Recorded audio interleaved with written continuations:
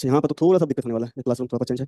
ये आप लोग का क्वेश्चन है, ये 24 में पूछा गया क्वेश्चन है। मैं क्वेश्चन थोड़ा डिस्क्राइब कर देता हूँ, उसके बाद मैं आपको बताता हूँ। ये क्वेश्चन दे रहा है, आप लोग रीड नहीं कर पा रहे होंगे, अभी थोड़ा सा लाइट आ रहा है यहाँ पर। सर फर्स्ट स्लाइड है। फर्स्ट स्लाइड है, फर्स्ट स्लाइड है। आप लोग क्वेश्चन रीड कर पा रहे हैं? सर कुछ नहीं दिख रहा। One dimensional infinite square well potential is given by. ठीक है, कैसा दिया हुआ है? One dimensional infinite square well potential. हम लोगों ने किसके लिए सॉल्व किया था इसको? इसको हम लोगों ने सॉल्व किया था आपका जो वन डी इलेक्ट्रॉन, जो वन डी मेटल देख रहे थे, वही सॉल्व किया था। देखिए 2024 में पूछा हुआ है, although it is a question of quantum mechanics but you can solve it. जो भी लास्ट क्लास में कराया था, on the basis of that you can solve it. Sometimes question क्या करता है, दो तीन चीजों को मर्ज करके देता है। ठीक है ना? आप लोग रीड कर पा, थोड़ा सा दिक्कत हो रहा है रीड करने का। ठीक है, लेट यहाँ पर देखिए दिया क्या है, वी एस इक्वल टू 0। यहाँ पर जो बॉक्स था minus A by two less than x plus A by two, ये जो बॉक्स है, इसने बॉक्स को डिफाइन किया हुआ है like this, minus A by two और ए बाई टू से डिफाइन किया हुआ है। 2 मार्क्स का क्वेश्चन पूछा हुआ है प्रीवियस, मतलब जो फेब्रुअरी में एग्जाम हुआ है। यहाँ पर E एंड स्मॉल दिया हुआ है, and Sai E be the ground state energy and the corresponding wave function respectively if an electron is trapped in that well. इसमें अगर कोई इलेक्ट्रॉन ट्रैप हो रहा है उसके लिए बोला सिमिलरली यहाँ पे म्यू1 दिया हुआ है। म्यू1 के लिए energy of mu one and psi mu that is wave function of mu one be the corresponding quantities if a mu one is trapped in the well. ठीक है ना? अब बोला कि एक इलेक्ट्रॉन को ट्रैप कराइए और एक म्यू1 को ट्रैप कराइए, दो इंडिविजुअल अलग अलग इंसिडेंट की बात कर रहा है। अब दोनों में कंपेयर कर रहा है, उनका जो वेव फंक्शन होगा उसमें से देखिए कौन सा करेक्ट होने वाला है, और जो एनर्जी होने वाला है लाइक दैट, तो उसमें से करेक्ट कौन सा होने वाला है। Choose the correct option. ठीक है, तो यहाँ पर आपके पास ऑप्शंस दिए हुए हैं, इसमें से पूछा हुआ कौन सा करेक्ट है। ठीक है, आपका ऑप्शन ए दिया हुआ है कि दोनों की जो एनर्जी रहेगी वो सेम है। बोला है कि दोनों में जो एनर्जी रहेगा like this it is going to be same. क्या सेम होने वाला है? एनीवन? क्या एनर्जी सेम होने वाला है, डिफरेंट होने वाला है?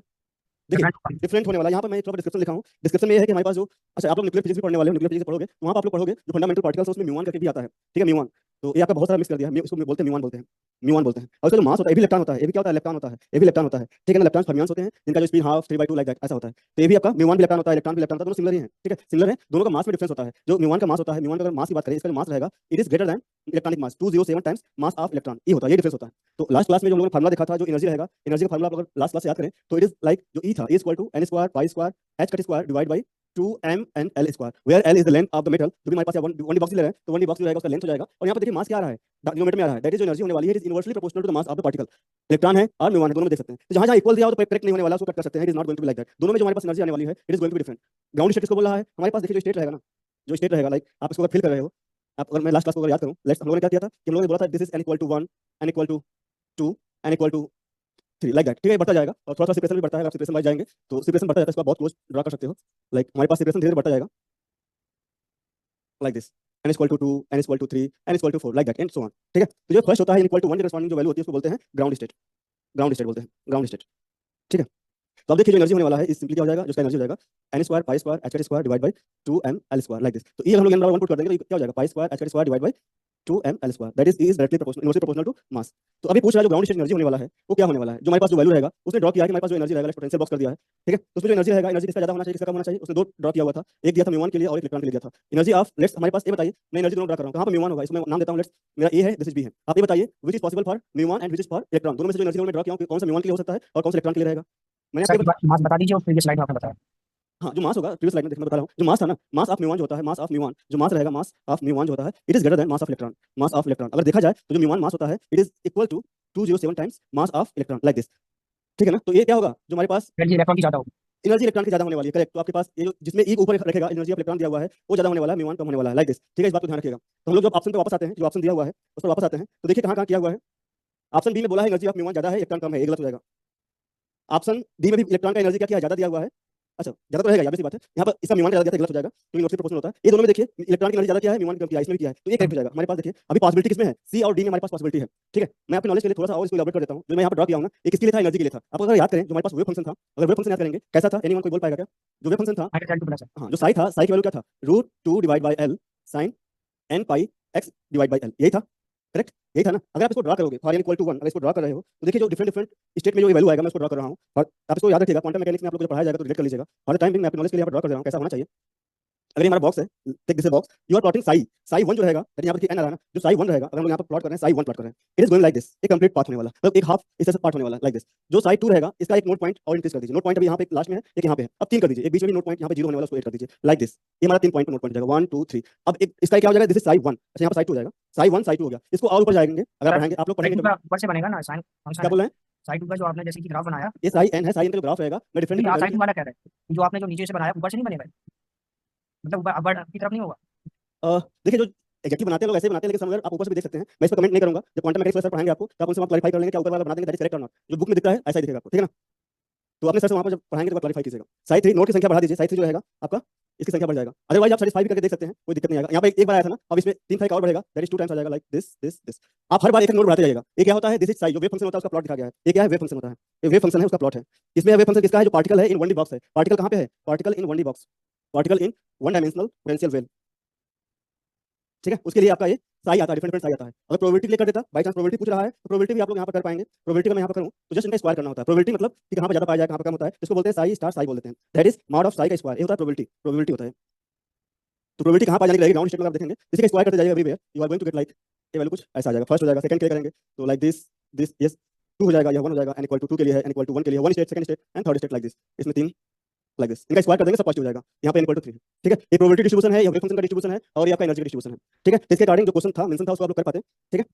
ये वाला जो क्वेश्चन था, देखिए इसमें वेव फंक्शन कौन सा करेक्ट होने वाला है। वेव फंक्शन ए जो है ना, this wave function is for first excited state, this is not for the ground state. तो जो ये पर्टिकुलर वेव फंक्शन ऊपर जो दिख रहा है, this is for ground state, ये आपका करेक्ट होने वाला है। इन्होंने जो वेव लिया था उसका जो यहाँ से स्टार्ट करता -a/2 a/2 है, वहाँ के लिए लिया था। तो इसमें क्या हो जाएगा, आपका यहाँ से पर्टिकुलर आने वाला है -a/2। मैं कहाँ से लिया था, 0 to मेरा कहाँ से था, ये 0 to L के लिए था, ठीक है। ये जो 0 to L के लिए था, अगर इसमें हम लोग कर रहे हैं लाइक दिस, ये जो पर्टिकुलर -a/2 to a/2 है, a/2 to a/2 है। अगर ऐसा करते हैं ना, तो ये जो वेव फंक्शन होता है इसका भी थोड़ा चेंज होता है। ये शायद आपका वहाँ पर आ जाएगा, कॉस में आएगा, चेक कर लीजिएगा। अगर हमारे पास सिमेट्रिक इंटरवल होता है, सिमेट्रिक इंटरवल होता है, प्लॉट ऐसा ही रहेगा, प्लॉट में कोई दिक्कत नहीं आएगा। सिमेट्रिक रहेगा तो आप बीच से ले लीजिएगा, दैट इज 0 हियर हो जाएगा, -a/2 + a/2 यहाँ पर आ जाएगा, या -L/2 L/2 यहाँ पे आ जाएगा। प्लॉट सिमिलर है, प्लॉट में कोई भी चेंज नहीं आएगा। वेव फंक्शन का प्रारूप जो पर्टिकुलर दिख रहा है, मे भी ये कॉस में आ जाए, right 2/L cos n pi x/L। Depend करता है boundary condition, boundary condition apply करके आप पा सकते हैं। नोट कर लीजिए, ये सिमेट्रिक इंटरवल के लिए था, सिमेट्रिक इंटरवल अगर होता है तब के लिए। सिमेट्रिक इंटरवल में भी आपका 2 चीजें होता है, आपके पास ऑड रहेगा, इवन रहेगा, तो बहुत सारी चीजें होता है, ठीक है। ये हमारा 0 to L है तो हमेशा यही रहेगा, 0 to L है तो always this is the wave function, जो हमेशा यही होता है 0 to L में, ठीक है ना, कोई चेंज नहीं आएगा 0 to L के लिए, ऑलवेज यही होता है। लेकिन अगर आप देख रहे हैं -a/2, अगर आप देख रहे हैं -a/2 to a/2, that is इसको बोलते हैं सिमेट्रिक इंटरवल। ये जो इंटरवल रहेगा 0 से ना होकर -a/2 to a/2 है, इसमें कॉस और साइन दोनों वेव फंक्शन आते हैं। ऑड के लिए आपका कॉस वाला टर्म आएगा और इवन के लिए साइन वाला टर्म आएंगे वेव फंक्शन का। लेकिन प्लॉट में कोई भी दिक्कत नहीं आएगा, you are going to get same plot. Note कर लीजिए आप लोग। तो ये ऑड वाला जब n ऑड रहेगा तब मिलने वाला है, n ऑड तब ऐसा मिलता है, और जब n इवन रहेगा, ये सिमेट्रिक वाले में आपको थोड़ा सा देखना पड़ता है। अदरवाइज 0 to L जो एंटी सिमेट्रिक था मैंने आपको करा दिया। नोट कर लीजिए फिर मैं आपको, ठीक है। चलिए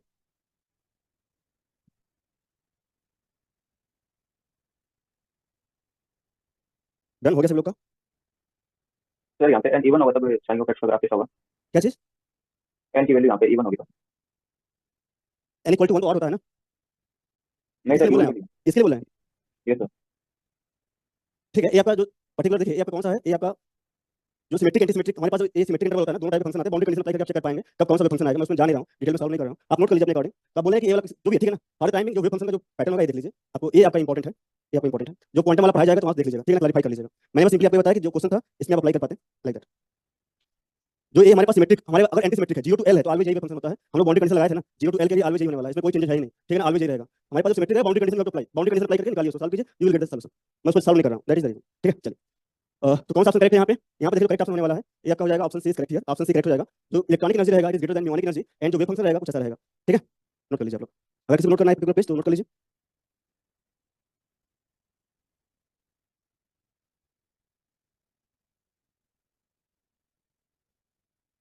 डन, सभी लोग का हो गया क्या। चलिए थोड़े से यहाँ पर मैं आगे प्रोसीड कर रहा हूँ, थोड़ा सा जो चीज़ हम लोग लास्ट में देख रहे थे उस पर कुछ बेस्ट क्वेश्चन कर लेंगे, फिर आगे प्रोसीड करेंगे। देखिए special for the electronic conductivity, ये आप लोगों ने लास्ट में देखा था, ठीक है। मेन हमारे पास क्या था, लास्ट में आपने नोट किया होगा, sigma equal to n square tau divide by m, ये वैल्यू होता है। यहाँ पर टाउ रिलैक्सेशन टाइम है, ठीक है। हम लोग अभी आएंगे जो क्वांटम मैकेनिक्स वाला जो इलेक्ट्रॉन थ्योरी है उस पर वापस आएंगे, थोड़ा सा क्लासिकल थ्योरी था उसमें एक दो क्वेश्चन कर लेते हैं, उसके बाद आएंगे, ठीक। तो आपको इस बात को याद रखना, जो कनेक्टिविटी होता है sigma equal to n square tau by m कैसे निकाला गया है, आप यहाँ से निकाल सकते हैं। वीडी की वैल्यू देखिए यहाँ पे आ गया है, वीडी की वैल्यू पुट करना था, और ए की वैल्यू यहाँ से पुट कर सकते हैं। ए की वैल्यू जो भी आएगा यहाँ से पुट कर लीजिएगा, टाउ है, ये टाउ जो भी यहाँ से आएगा इसे पुट कर दीजिएगा, you are going to get like this. इस इक्वेशन को यूज कीजिएगा, इसको यूज कीजिएगा, पुट कर दीजिएगा इस इक्वेशन में, you will get that sigma equal to n square tau by m। ये क्या है, कनेक्टिविटी है। इसी तरह से हमारे पास रेजिस्टिविटी आ जाएगा, रेजिस्टिविटी ये वैल्यू हो जाएगा आपका 1 अपॉन सिग्मा, जो रेजिस्टिविटी की वैल्यू होती है 1 अपॉन सिग्मा होता है, कनेक्टिविटी का जस्ट रिवर्स रहेगा, इसकी वैल्यू आ जाएगा m divide by n e square tau like this, n e square tau. अच्छा ये थोड़ा सा यहाँ पे स्क्वायर है, ठीक है, वो आ जाएगा। फिर आप लोग लास्ट में नोट किए थे, अगर नोट नहीं किए हैं इसको नोट कर लीजिए इस पेज को, ठीक है। एन सिग्मा जो कनेक्टिविटी रहेगा n e square tau by m है, और rho equal to 1 upon sigma m divide by n e square tau है, ये स्क्वायर है वहाँ पे, ये भी आ जाएगा, यहाँ पे स्क्वायर है, ठीक है। इस बात का ध्यान रखिए, स्क्वायर जो अब देखिए हमारे पास जो भी एक मेटल होता है ना, जो भी हमारे पास मेटल है, कनेक्टिविटी कैसे आ रहा है, इलेक्ट्रॉन फ्लो कर रहा है from one end of metal to another end, then only we are going to get a current, otherwise current तो मिलेगा नहीं, ठीक है ना। तो ये जो रेजिस्टिविटी होता है, करंट होता है ना, करंट ऑफ मटेरियल, ये डिपेंड करता है कि हमारे पास जो वैल्यू है, लेट्स डिफरेंट डिफरेंट पैरामीटर होने वाले हैं। अगर आप क्या करेंगे, कोई एक पर्टिकुलर पार्टिकल है मूव कर रहा है, बीच में आपने ऑब्स्टेकल ला दिया, बीच में आपने इंटरेक्शन ला दिया, then it is going to affect that value. अगर आपने बीच में कुछ वैल्यू लाया जो इस पाथ को अपन मतलब रोक रहा है, देन क्या मिलेगा आपको, रेजिस्टेंस मिलने वाला है, कोई चेंजेस मिलने वाला है। तो इसको अफेक्ट करने वाले दो पैरामीटर मिलने, दो तीन पैरामीटर मेन होने वाले हैं, हम लोग उनकी बात करेंगे, ठीक है। चलिए ठीक है, ये आप लोग का नोट हो गया होगा, मैं आगे प्रोसीड कर रहा हूँ। एक और टर्म है मोबिलिटी, उसको भी नोट कर लीजिए आप लोग। मोबिलिटी क्या होता है, it is defined as the drift velocity acquired by the electron per unit electric field, it is denoted by mu. Mobility भी एक इंपॉर्टेंट टर्म है, जब आप सेमीकंडक्टर पढ़ेंगे तो वहां पे इसका सामना दोबारा होने वाला है, ठीक है, मोबिलिटी। तो आप इसको बोल सकते हैं, जो सिग्मा होता है, sigma equal to mu n e, sigma equal to mu n e. N क्या है? इलेक्ट्रॉन कंसंट्रेशन हो जाएगा, number of electron per unit volume हो जाएगा, इलेक्ट्रॉन कंसंट्रेशन है, इलेक्ट्रॉन कंसंट्रेशन। और आपका जो ई होगा इलेक्ट्रॉनिक चार्ज हो जाएगा, और आपका म्यू मोबिलिटी है, तो sigma is also related by this, ठीक है। इस पॉइंट को भी आप लोग याद रखिएगा। तो मैंने आपको जस्ट बोला था कि हमारे पास जो कनेक्टिविटी है या रेजिस्टिविटी है, ये डिपेंड करता है कि हमारे पास रास्ता इसका साफ है, क्लियर है, या बीच में हमारे पास उसमें क्या है, कोई एक रुकावट है, कोई एक ऑब्स्ट्रक्ट, मतलब वहाँ पर कोई चीज है जिसको इंटरेक्शन करके उसको रोक रहा है या स्कैटर कर रहा है, लाइक दिस। तो हम लोग देखेंगे थोड़ा सा चीजें, इसको आप नोट कीजिए, अगले पेज पर देखते हैं कि क्या क्या होने वाला मेन फैक्टर। आप लोग कमेंट आए हैं कुछ, ठीक है, मैं आगे प्रोसीड करूँ क्या? ठीक है, देखिए इलेक्ट्रॉन जब मूव कर रहा है ना, इलेक्ट्रॉन जब मूव कर रहा है, इलेक्ट्रॉन जब मूव कर रहा है, तो यहाँ पे हमारे पास आयन कोर भी है, ठीक है। हमारे पास ये आयन कोर कहाँ पे है? आयन कोर कहाँ पे है? एनीवन कोई बोल पाएगा क्या? जो लैटिस है ना, आप लोगों ने लैटिस पढ़ा होगा, लैटिस पढ़ा था ना, हमारे पास लाइक दिस, ये हमारे पास क्या है? लैटिस है, लैटिस है, हमारे पास एटम्स कहाँ पे रहेंगे? इसी लैटिस पॉइंट पे होते हैं, इसी लैटिस पॉइंट पे होते हैं, लाइक दिस, ये लैटिस है, ये लैटिस है, और यहाँ पे क्या रहेगा? एटम और मॉलिक्यूल होता है यहाँ पे ही, एटम और मॉलिक्यूल हमारा यहाँ पे ही होने वाला है, ठीक। लेट्स लोग यहाँ पे एटम बोलते हैं, सिंपली सिंपलिसिटी हम लोग लेके चलते हैं कि यहाँ पे हमारे पास एटम आने वाला है, ठीक है।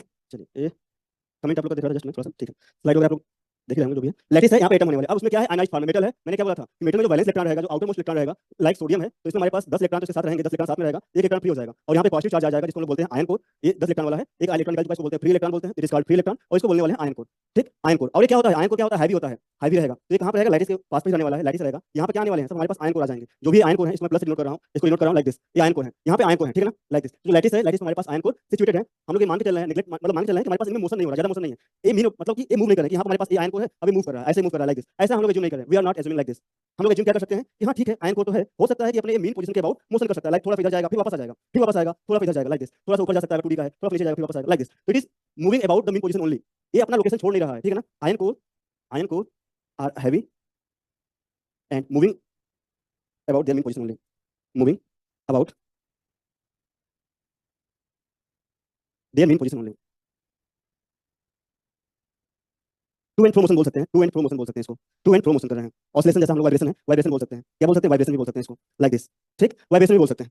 ये मेन पोजीशन के अबाउट मोशन कर रहा है। अब देखिए हमारे पास इलेक्ट्रॉन आ रहा है, इलेक्ट्रॉन जब आ रहा है तो पास से जा रहा है, अभी तक तो फ्री है, इलेक्ट्रॉन आराम से निकल जा रहा है, कोई दिक्कत नहीं आया। लेकिन जैसे ही आपने टेम्परेचर बढ़ाया, अब मैंने क्या किया? टेम्परेचर इंक्रीज किया। ये तो हमारे शुरुआत में था, इनिशियल में ऐसे जा रहा है, इनिशियल है, कोई दिक्कत नहीं है, या लो टेम्परेचर की बात कर रहे हैं, eight low temperature, eight low temperature, एक लो टेम्परेचर, तो हमारे पास इलेक्ट्रॉन इस फीलिंग आराम से निकला, कोई जो आयन को है ज्यादा डिस्टर्बेंस नहीं कर रहे हैं। लेकिन जैसे ही टेम्परेचर इंक्रीज करेंगे, टेम्परेचर आप क्या कीजिए? इंक्रीज कीजिए, इंक्रीज कीजिए, टेम्परेचर को इंक्रीज कर रहे हैं हम लोग, टेम्परेचर इंक्रीजेस, तो वैल्यू क्या होने वाला है? ये जो आयन कोर है ना, अब ये सिर्फ यहीं पे नहीं रहने वाला है, आयन कोर वाइब्रेट करेगा अबाउट देयर मेन पोजीशन, इनके पास एनर्जी आने वाली है, और ये क्या करेगा? वाइब्रेट करेगा, कभी इधर कभी ऊपर नीचे जाएगा, और नीचे वाला भी जो आयन कोर है वो भी वाइब्रेट करने वाला है, ठीक, वाइब्रेशन आने वाला है, ठीक है ना, ऊपर नीचे वाइब्रेट करने वाले हैं, लाइक दिस, वाइब्रेशन होने वाला है, वाइब्रेट करेगा, वाइब्रेट करेगा, जब वाइब्रेट करेगा अब इलेक्ट्रॉन के लिए दिक्कत होने वाली है। इलेक्ट्रॉन तो आएगा, हो सकता है कि आयन को जो ऊपर था अब ये बीच में आ जा रहा है, लाइक दिस, तो इसका इंटरेक्शन का चांस ज्यादा होने वाला है, अधिक से अधिक आयन कोर से क्या करेगा? इंटरेक्शन करेगा, स्कैटर होगा, तो scattering increase from iron core, electron scattering, scattering, scattering में सिंपली बोल सकते हैं कोलिजन, क्लासिकल में कोलिजन होता है, क्वांटम में वही स्कैटरिंग आ जाता है, ठीक है ना। Electron scattering increased, increased on increasing, ये किसके साथ है? इलेक्ट्रॉन्स स्कैटरिंग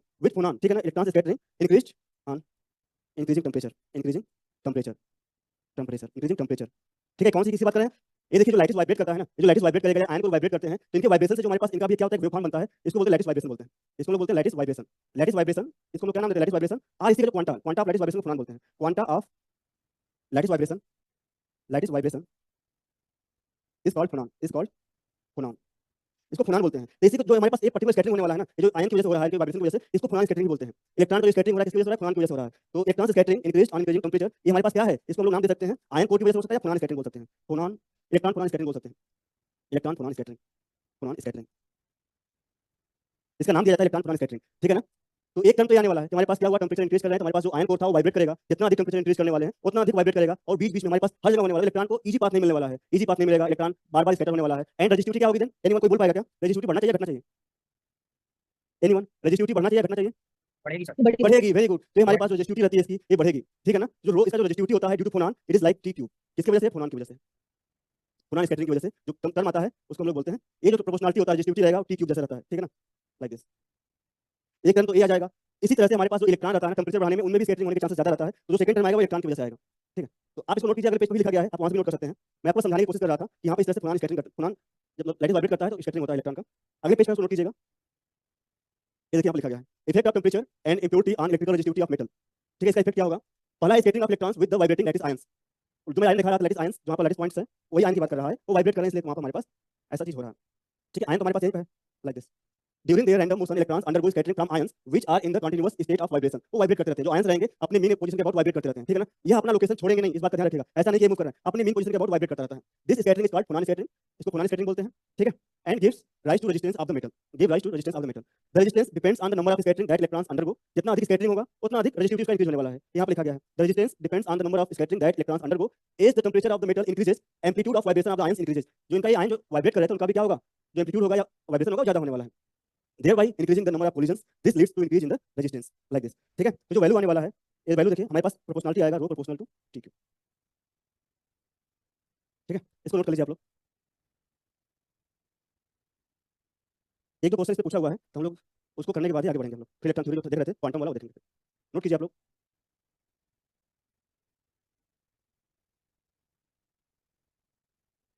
सर थोड़ा जूम इन कर दीजिए, क्या चीज? छोटा कर दीजिए, कट रहा है।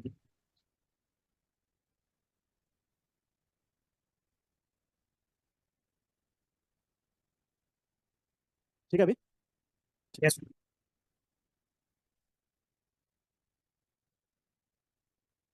डन हो गया सभी लोग का। किसी को स्क्रीनशॉट लेना है तो इसको भी ले लीजिएगा, इसके जो पीछे जो यहाँ पे लिखवाया था, यहाँ से आपको समझने में हेल्प मिलेगा। वाइब्रेट करते हैं मेन पोजीशन के अबाउट, और जो लाइटिस वाइब्रेशन होता है सिर्फ क्वांटा रहेगा। जैसे हम लोग अगर बात करें, जैसे हमारे पास जो लाइट आती है, लाइट क्वांटा क्या बोलते हैं आप लोग? Quanta of light is called photon. Photon, quanta of light is called photon, ठीक है ना। इसी तरह से हमारे पास जो वाइब्रेशन लाइट की वजह से होता है, इनका जो क्वांटा रहेगा उसको फोनॉन बोला जाता है, ठीक है। और जो आयन के स्कैटरिंग की वजह से उसका नाम सिंपली लोग दे देते हैं फोनॉन स्कैटरिंग नाम दे देते हैं, ठीक। अगर हमारे पास जो लाइट होता है, जो लाइट आ रहा है, जो लाइट है इसका क्वांटा होता है, इसको क्वांटा मतलब क्वांटम जो इसका स्मॉलेस्ट पार्ट की बात कर रहे हैं, क्वांटा होता है उसको हम लोग बोलते हैं फोटॉन बोलते हैं। और इसकी जो एनर्जी होती है वो h न्यू होती है लाइक दिस, ठीक है। इसी तरह से जो लाइटिस वाइब्रेशन होता है, quanta of lattice vibration is called phonon, ठीक है। इसका जो एनर्जी देते हैं वो h कट ओमेगा देते हैं। ये क्या है? एनर्जी ऑफ फोनॉन, फोनॉन एनर्जी बोलते हैं इसको, ठीक है। लाइटिस भी वाइब्रेट करते हैं, इसका भी क्वांटा जो एनर्जी रहेगा, जो स्मॉलेस्ट पार्ट रहेगा वो क्वांटम में रहेगा। लाइट जो भी एनर्जी होने वाला है n times h cut omega होता है, इस तरह से होता है, ठीक है। चलिए ये आप लोग का कर सकते हैं, नोट कर सकते हैं, अगर नोट करना है आप लोगों को तो इस पार्ट को भी। डन, आगे मैं प्रोसीड कर रहा हूँ। देखिए सेकंड क्या दिया है, स्कैटरिंग तो थोड़ा छोटा करना है, आप लोग को दिख रहा है, ठीक है। Scattering of electrons by the presence of impurity present in the metal. ये देखिए आपका ये भी एक पार्ट होता है। इसका मतलब क्या होगा कि scattering of electrons from the side of impurities present in the metals such as dislocations. यहाँ पे एक टर्म यूज किया है डिसलोकेशंस, डिसलोकेशंस, डिसलोकेशंस ज्वाइंट या डिसलोकेशन बोल सकते हैं सिंपली। ये डिसलोकेशन क्या होता है? जो डिफेक्ट होता है, डिफेक्ट जिसको हम लोग बोलते हैं, कोई मटेरियल बनाया उसमें डिफेक्ट आ गया, आप लोग जो भी मतलब जनरल आप लोग देखते होंगे जनरल, जो डिफेक्ट होता है कंडेंस मैटर की लैंग्वेज में उसको क्या बोलते हैं? डिसलोकेशन बोलते हैं। यही अगर हम लोग बात करेंगे एसएसपी में, जब बात करेंगे सॉलिड बात करेंगे, सॉलिड में जो बात करेंगे इसी को बोलते हैं डिसलोकेशन, डिसलोकेशन। तो डिफेक्ट जो होता है सॉलिड का उसको डिफेक्ट बोलते हैं। अब डिफेक्ट आ गया, वहीं पर क्या हो सकता है डिसलोकेशन, मतलब हमारे पास कोई एक्स्ट्रा मटेरियल यहाँ पे इम्प्योरिटी आ गया है, या कोई वैकेंट हो गया है, कोई हमारे पास जो आयन होना चाहिए था वैकेंसी आ गया, इम्प्योरिटी आ गया, लाइक दैट, ठीक। तो देखिए इसमें scattering of electrons from the sides of impurities present in the metal such as dislocations joints grain boundaries. Grain boundaries हमारे पास बहुत सारे देखिए, हमारे पास पर्टिकुलर अगर मेटल होगा, मैंने क्या बताया था पॉलीक्रिस्टलाइन सैंपल होते हैं, तो उसमें ग्रेन बाउंड्रीज वगैरह भी होते हैं डिफरेंट डिफरेंट जगह पे, तो ग्रेन बाउंड्री से भी स्कैटरिंग हो सकता है, ठीक। इम्प्योरिटी से हो सकता है, ये जो होता है इसको बोलते हैं ग्रेन बाउंड्रीज। ये क्या कहता है? ग्रेन बाउंड्रीज, आप लोग को आइडिया होगा, ग्रेन बाउंड्रीज बोलते हैं। इम्प्योरिटी एटम, कोई एटम एक्स्ट्रा प्रेजेंट है, it etc gives rise to resistivity called residual resistivity, residual resistivity. मतलब कुल मिलाकर ये बात किसकी बात कर रहा है? इम्प्योरिटी की वजह से हमारा जो मेटल है वो परफेक्ट ना होकर क्या है? इम्प्योर है, उसमें कुछ एडिशनल एटम्स आ गए हैं, कुछ इम्प्योरिटी आ गया, जो हमारे पास एग्जैक्टली परफेक्ट बैठना चाहिए, जो लैटिस पॉइंट जो एग्जैक्टली बैठना चाहिए था, परफेक्ट होना चाहिए था, परफेक्ट ना होकर उसमें डिसलोकेशंस आ गए हैं। तो इसका मतलब क्या हो गया? कोई एडिशनल एटम हमारे कहाँ पे आ गया? कोई एडिशनल एटम यहाँ पे आ गया, लेट्स कहीं पे यहाँ पे हमारे पास पर्टिकुलर ऐसे हमारे पास इम्प्योरिटीज प्रेजेंट हो गए। ये क्या हो गया? इम्प्योरिटीज हो गया, इम्प्योरिटीज हो गया, इम्प्योरिटी एटम आ गया इनसाइड, एटम और आयन बोल सकते हैं, वो हमारे पास इनसाइड आ गया। दूसरा क्या हो गया कि हमारे पास जो ये हम लोग भर रहे हैं, फिल कर रहे हैं, इसमें क्या हो, कोई क्या वैकेंसी आ गई, लेट्स ये हमारा वैकेंट हो जाएगा, ये वाला वैकेंट कर दिया, इसको मैंने क्या बोल दिया? This is vacant. अगर हम लोग इसको वैकेंट ले लेंगे तब क्या होने वाला है? ये वैकेंट कर देंगे, यहाँ देखिए वैकेंसी भी बोला है, ठीक है ना। वैकेंसी भी आएगा, समझ कहीं पे वैकेंसी होगा, ठीक है। वैकेंसी होने से क्या होगा, ये जो एटम आपको जो लेफ्ट साइड दिख रहा है साइड का, वो थोड़ा सा यहाँ पे आ जाएगा, ये वाला इस साइड को आ जाएगा, और इसमें भी थोड़ा सा हो सकता है इसमें शिफ्टिंग हो। तो डिफरेंट डिफरेंट पार्ट होने वाले हैं कि हमारे पास इलेक्ट्रॉन क्या होने वाला है, इलेक्ट्रॉन जो मूव कर रहा है इससे भी स्कैटरिंग देने वाला है, ठीक है ना। इनसे भी इनका कोलिजन होने वाला है और उसके पास में बाधा पहुंचाएगा, दैट इज रिस्ट्रिक्ट करेगा इलेक्ट्रॉन के फ्लो का। ये भी आपका रेजिस्टिविटी इंक्रीज करने वाला है, ठीक है ना। तो ये भी रेजिस्टिविटी क्या करेगा? Resistivity increases when impurity present in sample. अब ये जो रेजिस्टिविटी होती है ना, ये जो रेजिस्टिविटी होती है, ये हमेशा अगर आप टेंपरेचर जीरो भी कर देंगे ना, तो बीच में कहीं ना कहीं इम्प्योरिटी तो है ना, वो कहीं जाने वाला तो नहीं है ना। फोनॉन का क्या हो जाएगा? अगर हम टेंपरेचर बहुत कम कर दें, लो टेंपरेचर कर दें, तो इनका जो वाइब्रेशन है वो तो कम हो गया, तो अब तो वो तो ज्यादा स्कैटरिंग नहीं कर रहा है, लेकिन ये जो इम्प्योरिटी है वो ऑलवेज स्कैटरिंग देने वाला है। इम्प्योरिटी ऑलवेज स्कैटरिंग देने वाला है, क्योंकि हमेशा प्रेजेंट होने वाला है, ठीक। तो for the time in space को नोट कीजिए, ये हमेशा नॉन जीरो होने वाला है। It exist even at absolute zero temperature. The absolute zero temperature मतलब क्या होता है? इसकी वैल्यू क्या होती है? जीरो केल्विन को बोलते हैं absolute zero temperature, and it's temperature and it is temperature independent. It is जो ये वैल्यू रहेगा, ये जो वैल्यू है उसकी बात कर रहे हैं जो हमारे पास, इट इज टेंपरेचर इंडिपेंडेंट। ये जो भी स्कैटरिंग होगा ड्यू टू इम्प्योरिटी, ये टेंपरेचर इंडिपेंडेंट होगा। ये हमेशा लो टेंपरेचर भी जाएंगे तो भी स्कैटरिंग यहाँ पर हमारे पास इम्प्योरिटी वगैरह रहेगा, तो उसमें होने वाला। नोट कीजिए इसको, इस स्लाइड को आप लोग। सर एक क्वेश्चन था हाँ जी बोलिए। सर, इसके लिए जैसे कि स्कैटरिंग वगैरह करवा दे तो ये पूरा सिस्टम हुआ कि एटम के अंदर ऑटोमेटिक होती है, ये एटम के अंदर नहीं हो रही है, मेटल के इनसाइड हो रही है। ये सिस्टम क्या है कि हमारे पास देखिए हम लोग क्या कर रहे हैं, हम लोग देख रहे हैं कि जो प्रॉपर्टी ऑफ मेटल क्या होगा, जो कनेक्टिविटी है वो कैसे मिल रही है, ठीक है ना, जो हमको करंट है कैसे मिल रहा है, वही तो उसके लिए क्या होगा, इलेक्ट्रॉन का फ्लो होगा ना। हमारे पास एक मेटल है, जैसे मेटल बनाया गया है, ये क्या है, ये एटम नहीं है, ये क्या है, मेटल है, हम लोग मेटल के लिए देख रहे हैं ना, ये मेटल है, ठीक है ना। तो इसमें हमारे पास मतलब enormous number of atoms present है या आयंस प्रेजेंट होंगे, डिफरेंट डिफरेंट जगह पर हमारे पास आयंस वगैरह हैं, और इसमें क्या इलेक्ट्रॉन्स भी हैं, इलेक्ट्रॉन्स भी हैं। इलेक्ट्रॉन क्या फ्लो हो रहा है, इलेक्ट्रॉन अगर इस एंड से फ्लो होकर इस एंड तक आ रहा है, then we can get the current. आप इसको ज्वाइन कर दीजिए, you are going to get a current like this, you are going to get a current. ठीक, तो हम लोग वही देख रहे हैं कि हमारे पास जो करंट मिल रहा है, जो कनेक्टिविटी है, वही मेटल ज्यादा कनेक्टिविटी क्यों दे रहा है, कोई कम है कोई ज्यादा है, ये आप तो देख रहे हैं ना, कनेक्टिविटी तो है ना। अब वो कनेक्टिविटी है या रेजिस्टिविटी है, वो किन किन फैक्टर पर डिपेंड करती है, हम लोग उसकी बात कर रहे हैं, ठीक है। तो इसमें हमारे पास मेन क्या है, इलेक्ट्रॉन जब फ्लो कर रहा है तो उसके पास में जो भी मतलब रेजिस्टेंस आने वाला है, रेजिस्टेंस कैसे आ रहा है, लाइक ये कोलिजन कर रहा है, ये फोनान वगैरह है, आयन वगैरह वाइब्रेट कर रहे हैं, उनसे कोलिजन कर रहा है या स्कैटरिंग कर रहा है, दैट इज अगर हमारे पास इलेक्ट्रॉन फ्लो हो रहा है, बीच में हमारे पास क्या होगा, यहाँ प्लस आयन आ गया, तो इसके पास तो क्या करेगा, डाइवर्ट कर देगा लाइक दिस, ठीक है ना। तो उसकी वजह से कनेक्टिविटी डिक्रीज करने वाली है, रेजिस्टिविटी इंक्रीज करने वाली है। तो हम लोग उसकी बात करें, सिंगल एटम की बात नहीं कर रहे हैं, ठीक है, Yes, क्लियर sir. है क्या, ओके। तो एक और इसमें रहेगा, ठीक है ना, एक और टर्म आता है इलेक्ट्रॉन इलेक्ट्रॉन स्कैटरिंग। जो थर्ड रहेगा वो क्या रहेगा, electron electron scattering. Electron electron scattering भी आता है, ये भी आपका क्या करेगा, ये भी अगर हमारे पास इलेक्ट्रॉन इलेक्ट्रॉन भी है, बहुत सारे अगर इलेक्ट्रॉन रहेंगे, इनकी संख्या ज्यादा हो जाएगा, बहुत सारे इलेक्ट्रॉन क्या करें मूव कर रहे हैं, तो ये भी आपस में क्या करें, कोलिजन कर सकते हैं ना, इनका भी कोलिजन हो सकता है। बात क्या होगा, मतलब हमारे पास बात तो दिया गया था लेकिन भीड़ बढ़ गई, इलेक्ट्रॉन ज्यादा हो गए, तो वो भी क्या करता है, वो भी रेजिस्टिविटी इंक्रीज करता है कहीं ना कहीं, उनकी वजह से भी कोलिजन होगा, ठीक है ना, उनकी वजह से कोलिजन होने वाला है, ठीक। तो ये भी एक फैक्टर होता है। अगर हमारे पास इलेक्ट्रॉन की संख्या है, टेम्परेचर बढ़ाएंगे तो इनका क्या होगा, इनके थ्रू भी हमारे पास ये भी कोलिजन के थ्रू एक मतलब हमारे पास रेजिस्टिविटी देने वाले हैं, इलेक्ट्रॉन इलेक्ट्रॉन कोलिजन। कोलिजन अगर नहीं हो रहा तो अच्छी बात है, तो स्टेट फॉरवर्ड जाएगा, वो सीधा जा रहा है, ठीक है, स्टेट जाने वाला है। लेकिन अगर इलेक्ट्रॉन इलेक्ट्रॉन कोलिजन करने लगेंगे तो रेजिस्टिविटी वहां पर भी एक फैक्टर बनने वाला है, ठीक है। और जो इलेक्ट्रॉन इलेक्ट्रॉन कोलिजन की वजह से रहता है, कोलिजन और स्कैटरिंग बोल सकते हैं, रेजिस्टिविटी ड्यू टू यहाँ बोल सकते हैं resistivity resistivity due two electron electron collision collision, ये जो आने वाला है इसको रो ई बोल सकते हैं, it is proportional to like T square, ये कुछ ऐसा प्रोपोर्शनल देने वाला है, ठीक है। ये भी आपको कोलिजन करने वाले हैं, इलेक्ट्रॉन इलेक्ट्रॉन कोलिजन भी पार्टिसिपेट करने वाला है, इलेक्ट्रॉन भी आपका रेजिस्टिविटी में पार्टिसिपेट करने वाला है, ये कुछ ऐसा आ जाएगा, नोट डाउन कर लीजिए आप लोग। हम लोग कुछ क्वेश्चन करते हैं, ठीक है। तो कुल मिलाकर देखिए जो रेजिस्टिविटी होगा ना, अगर प्लॉट देखेंगे, इनका जो प्लॉट होने वाला है, जो ग्राफ आने वाला है, ये ग्राफ कुछ ऐसा आएगा। ये देखिए ओवरऑल हमारे पास जो कंट्रीब्यूशन है ना, ये सिंगल कंट्रीब्यूशन नहीं है, तीन कंट्रीब्यूशन हो गया। तो रेजिस्टिविटी जो है, रेजिस्टिविटी टोटल होने वाला है, it is equal to resistivity due to impurity impurity plus resistivity to phonon scattering plus resistivity to electron scattering, electron electron scattering, ये स्कैटरिंग का टर्म लिखा गया है, तीन टर्म आने वाले हैं, ठीक है ना। ये तीनों टर्म यहाँ पर कंट्रीब्यूट करने वाले हैं। तो आप देखेंगे जो वैल्यू आने वाला है, रेजिस्टिविटी प्लॉट करोगे आप टेम्परेचर के साथ, टेम्परेचर इंक्रीज कर रहे हैं और हमारे पास जो रेजिस्टिविटी है यहाँ पर कुछ होने वाला है। एक टर्म देखिए यहाँ पे इम्प्योरिटी वाला टर्म है, क्या होता है, टेम्परेचर इंडिपेंडेंट होता है, इट इज टेम्परेचर इंडिपेंडेंट, ठीक है। और लो टेम्परेचर डोमिनेट करने वाला है, dominate at low temperature, dominates at very low temperature, ठीक है। तो हमारे पास यहाँ पर कुछ जो ग्राफ होने वाला है लाइक दिस, ये ग्राफ कुछ ऐसा कुछ आने वाला है, ये ग्राफ आता है रेजिस्टिविटी का, ठीक है ना। आप यहाँ पे जो देख रहे हैं जो पार्ट होने वाला, थोड़ा पार्ट यहाँ पर हमारे पास नॉन जीरो दिखा रहा हूँ ना, यहाँ पर ओरिजिन तो यहाँ पे है, तो हमारे पास एक नॉन जीरो रेजिस्टिविटी ऑलवेज होने वाली है inside metal due to impurity. ये किसकी वजह से आ रही है, इम्प्योरिटी की वजह से आ रही है, दिस इज रो इम्प्योरिटी, ठीक है। ऑलवेज हमको एक इम्प्योरिटी की वजह से एक यहाँ पर रेजिस्टिविटी देखने को मिलता है, ठीक। तो ओवरऑल आपका जो ग्राफ रहेगा कुछ ऐसा होने वाला है। ये किसका ग्राफ है, ये रेजिस्टिविटी का ग्राफ है, ठीक है। अगर हम लोग इसका उल्टा करें, जस्ट रिवर्स कर दें, दैट इज कनेक्टिविटी हम लोग प्लॉट कर दें, कनेक्टिविटी लिए प्लॉट करें, तो ये जो ग्राफ आएगा कुछ, ये ग्राफ आप लोग बस ध्यान रखिएगा कि हमारे पास इससे वेरिएशन होगा, तो आपका जो कनेक्टिविटी आएगा जस्ट उल्टा होता है, या आपका जो सिग्मा रहेगा इट इज इक्वल टू 1/2, उल्टा कर दीजिएगा, you are going to get like जो वेरिएशन रहेगा कुछ ऐसा रहेगा, एक नॉन जीरो सिस्टम रहेगा लाइक दिस, ये वैल्यू मिलने वाला, this is sigma and this is temperature,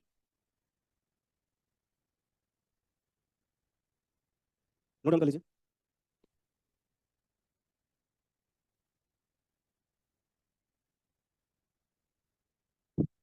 ठीक है। मैं आगे प्रोसीड कर रहा हूँ। The net resistivity of the conductor is given by, यहाँ पे इलेक्ट्रॉन टर्म जो होता है रो इलेक्ट्रॉन की वजह से जो आएगा, तो आप यहाँ पे एक और कर सकते हैं, m divide by n e square tau, impurity था, फोनान था, और यहाँ पे इलेक्ट्रॉन का भी आने वाला लाइक दिस, ठीक है। चलिए, the above equation is called Matthiessen's rule which states that the net resistivity of conductor is equal to the sum of the resistivity due to the phonon scattering which is temperature dependent and resistivity due to the presence of impurity which is temperature independent. Phonon scattering and electron scattering भी होता है, electron scattering भी आप यहाँ पे add कर सकते हैं, जो कि दोनों टेम्परेचर डिपेंडेंट होने वाले हैं, ठीक है। अगर हम लोग इसको बात करें टोटल, हमारे पास अगर यहाँ पर बात करेंगे m divide by n e square tau, simply बोल दे, टाउ रिलेक्शन टाइम हमारे पास है, अगर हम लोग बोल देंगे हमारे पास जो पर्टिकुलर जो इक्विवेलेंट रिलेक्शन टाइम आ रहा है, इसको यूज करके सॉल्व कर पाएंगे, तो आप यहाँ पर 1 टाउ ले सकते हैं, टाउ क्या लिया गया, इक्विवेलेंट ले सकते हैं, इक्विवेलेंट हमारे पास टाउ है like this, m divide by n e square tau equivalent, देखिए everywhere m divide by n e square common है, m divide by n e square common है, कैंसिल कर सकते हैं, you will get in relation that is 1 divide by tau equivalent, 1 divide by tau equivalent, या total भी बोल सकते हैं, इक्विवेलेंट भी बोल सकते हैं, tau equivalent it is equal to 1 divide by, यहाँ पर जो भी है टाउ किसकी वजह से है, एक इम्प्योरिटी रहेगा, इम्प्योरिटी की वजह से ये वाला टर्म है, इम्प्योरिटी प्लस जो स्कैटरिंग टाइम होता है, इसको हम लोग जो बोल रहे हैं ना, इसको जो टाउ रहेगा, टाउ को हमारे पास देखिए दो टर्म यूज किया जाता है, एक तो बोल सकता है रिलैक्सेशन टाइम, सम टाइम इसी को बोल देता है स्कैटरिंग टाइम भी बोल देता है, स्कैटरिंग टाइम भी बोल देता है समटाइम्स, स्कैटरिंग टाइम। तो 1 divide by tau impurity plus 1 divide by tau phonon plus 1 divide by tau electron, ठीक है, आप इसको भी याद रख सकते हैं।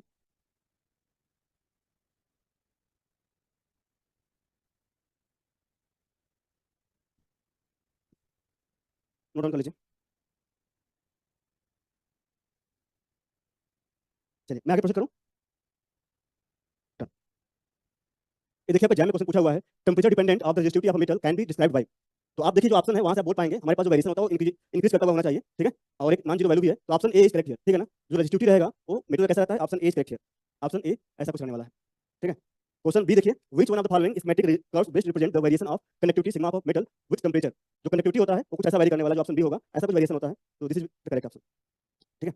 तो दोनों का मैंने लास्ट स्लाइड पर लिखवा दिया था, तो वैसा ही पूछा हुआ है, ठीक है। तो ज्यादा इसमें क्वेश्चन नहीं पूछेगा, जो मेन है आपका वो है free electron theory of quantum mechanics जो हम लोग देख रहे थे, Sommerfeld model, that is the important thing, उसमें से क्वेश्चन पूछने वाला है, तो इसको देख लीजिए, फिर हम लोग चलते हैं आगे।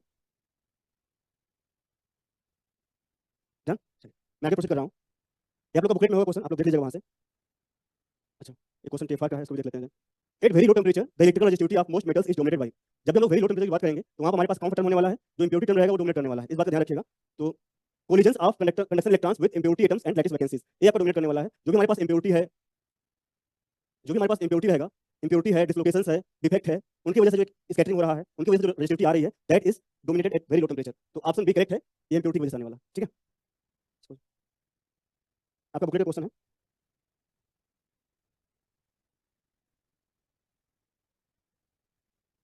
डन, ठीक है, हम लोग इस पर भी आएंगे। हम लोग लास्ट क्लास में हम लोग देख रहे थे, कौन सा देख रहे थे, वन डायमेंशन देख रहे थे। इन द लास्ट क्लास हम लोग देख रहे थे वन डी देख रहे थे, वन डी। हम लोग को टू डी थ्री डी दोनों भी चेक करना बाकी है। हम लोग क्या करेंगे, हम लोग दूसरा मैकेनिज्म अप्लाई करेंगे टू डी थ्री डी देखने के लिए। लेट्स हमारे पास एक हम लोग यहाँ पर कंडीशन देखते हैं, बॉन्ड, जो बॉन्ड वाला है वही स्पेलिंग है, बॉन्ड वन वन लिखा है, कमान बाउंड्री कंडीशन, बाउंड्री कंडीशन। ये कंडीशन देखिए क्या बोल रहा है, जैसे हमारे पास वहाँ पर बाउंड्री कंडीशन अप्लाई किए थे ना, वन डायमेंशन था, तो वहाँ पर हम लोग क्या कर रहे थे, बाउंड्री कंडीशन अप्लाई कर रहे थे। तो सिमिलरली हम लोग यहाँ पर भी एक बाउंड्री कंडीशन अप्लाई करने वाले हैं, बाउंड्री कंडीशन, ठीक है। लेट्स हमारे पास क्या दिया है कि हमारे पास जो मटेरियल है, लेट्स थ्री डी हम लोग लेते हैं कि हमारे पास एक थ्री डी सिंप्लिसिटी के लिए, कन्वीनियंस के लिए हम लोग साइड तीनों इक्वल लेने वाले हैं, क्यूब लेने वाले हैं। We are going to take cube. एक क्यूब लिया गया है, ये क्या है, cube, cube of side L. एक क्यूब क्यों लिया गया है, फॉर कन्वीनियंस, ठीक है। बुक में भी आपको ऐसा ही देखने को मिलेगा, otherwise you are free to choose different different size as well, L1 L2 L3 भी कर सकते हैं। जो कंडीशन कैसे आने वाला है मैं उसकी बात करने वाला हूं। तो देखिए हमारे पास जो कंडीशन होने वाला है, कि अगर आप किसी पर्टिकुलर पॉइंट पर देखने वाले हैं, जो साई रहेगा ना, साई का जो वैल्यू होने वाला है, it is going to be like periodic. कैसा रहेगा, कि अगर हम लोग देखें psi x y z, let's हमारे पास ये वेव फंक्शन दिया हुआ है, ये क्या है, वेव फंक्शन ऑफ इलेक्ट्रॉन है, wave function of electron, of electron, ठीक है ना। अगर इसमें हम लोग ऐड करें, अगर हम लोग इसमें ऐड करें, लेट्स हमारे पास जो एक्स में डायमेंशन है, अगर हम लोग क्या ले रहे हैं, एक्स में, यहाँ पे एक्स में डायमेंशन हो सकता है, तीनों तो हम लोग इक्वल ले लिया है, लाइक दिस। ये हमारे पास लेट्स यहाँ पे एल लिया गया है, आप L1 भी ले सकते हैं, दूसरा भी ले सकते हैं, सिंपलिसिटी के लिए एल लिया गया है। तो अगर हमारे पास जो बाउंड्री कंडीशन क्या कर रहा है, जो बाउंड्री कंडीशन कर रहा है कि लाइक अगर हम लोग इसमें एल ऐड कर दें, साई एक्स प्लस एल कर दें, वाई और जेड कर दें, it is exactly same as psi x y z, like this. Similarly अगर हमारे पास जो वाई डायमेंशन है, लाइक दिस, अगर L2 है तो L2 ऐड कीजिएगा, अगर L है तो सिंपली एल ऐड कर सकते हैं। अगर हमारे पास साई है, इसमें हम लोग क्या कर दें, वाई प्लस एल ऐड कर दें, z, we are going to get same wave function psi x y z, like this. Similarly अगर हम लोग ऐड कर पाए psi x y z plus L, let's हमारे पास जो डायमेंशन है इस क्यूब का, जो मेटल है इसका जो डायमेंशन है एल लेंथ है, इन दिस डायरेक्शन, तो एल ऐड कर रहे हैं, ये वैल्यू क्या हो जाएगा, again we are going to get same thing. This condition is known as बॉन्ड वन कमान बाउंड्री कंडीशन, ठीक है ना। अगर हमारे पास डायमेंशन एल है तो उसमें एल ऐड करने पर एल ऐड कर दीजिएगा, you are going to get same thing, same function आ जाएगा, ठीक है।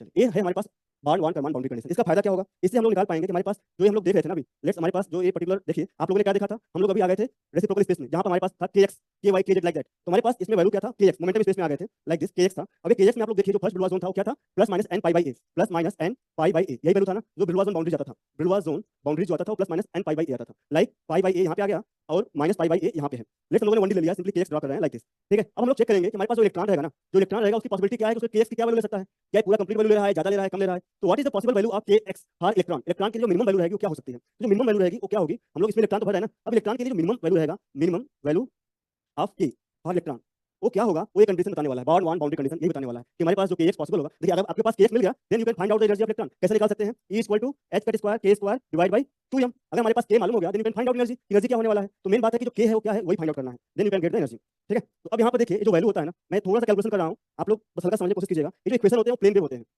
जो हमारे पास साई है कैसा है, प्लेन वेव होता है, प्लेन वेव, प्लेन वेव होता है। इसका जो इक्वेशन आने वाला है, simply you can right a e power i kx like this, e power i k dot r आता है इसको, अच्छा kx और यहाँ पे x भी रहेगा लाइक दिस। अगर सिंपली लिखना पड़े थ्री डायमेंशन, अगर हमको लिखना पड़ेगा इन जनरल, तो हम लोग लिखते हैं e पावर i, यहाँ पे एम्पलीट्यूड रहने वाला है, k डॉट r आता है। This is the equation of plane wave, this is equation of plane wave, ये प्लेन वेव इक्वेशन है, ठीक है।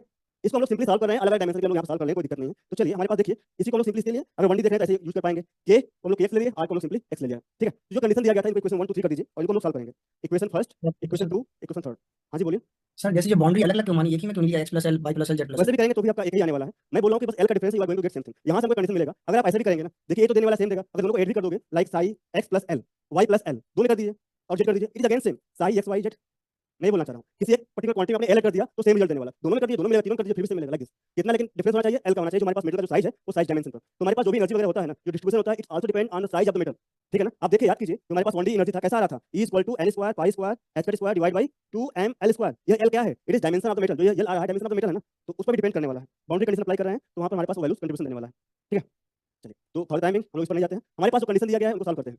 चलिए सॉल्व करते हैं। तो देखिए क्या हो जाएगा, from equation first, from equation first हम लोग क्या लिख सकते हैं, ये वैल्यू हो जाएगा e raise power iota k x plus l it is equal to e raise power iota k x और यहाँ पर x ऐसा लिख सकते हैं, ठीक है। तो आप देखेंगे हमारे पास जो वैल्यू आने वाला है that is e raise power iota k x into e raise power iota k x l it is equal to e raise power iota k x into x। ये टर्म कैंसिल कर जाएगा और जो value आने वाला है e raise power iota k x l must be equal to 1 होना चाहिए, that is e raise power iota.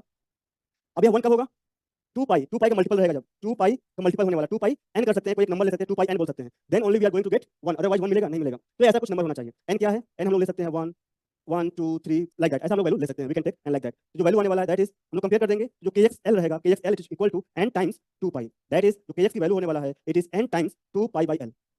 This is the important thing, ठीक है। ये आपका एक इंपॉर्टेंट नंबर हो गया कि हमारे पास जो kx रहेगा it is going to be equal 2 pi by l का मल्टीपल होगा, 2 पाई बाई l का मल्टीपल होगा। तो एनीवन कोई मुझे बताइए what is the smallest value of kx। जो इलेक्ट्रॉन रहेगा, अगर उसके हम लोग वेव वेक्टर की बात करें, इलेक्ट्रॉन हमारा मोशन कर रहा है इनसाइड, तो उसका जो स्मॉलेस्ट kx पॉसिबल हो क्या हो सकता है, एनीवन प्लीज टेल मी। यही होगा ना 2 पाई l, n को 1 कर दीजिए, जो kx होने वाला है, जो स्मॉलेस्ट पॉसिबल वैल्यू होने वाला है वो होने वाला 2 पाई बाई l होने वाला है। नोट कीजिए इसको आप लोग।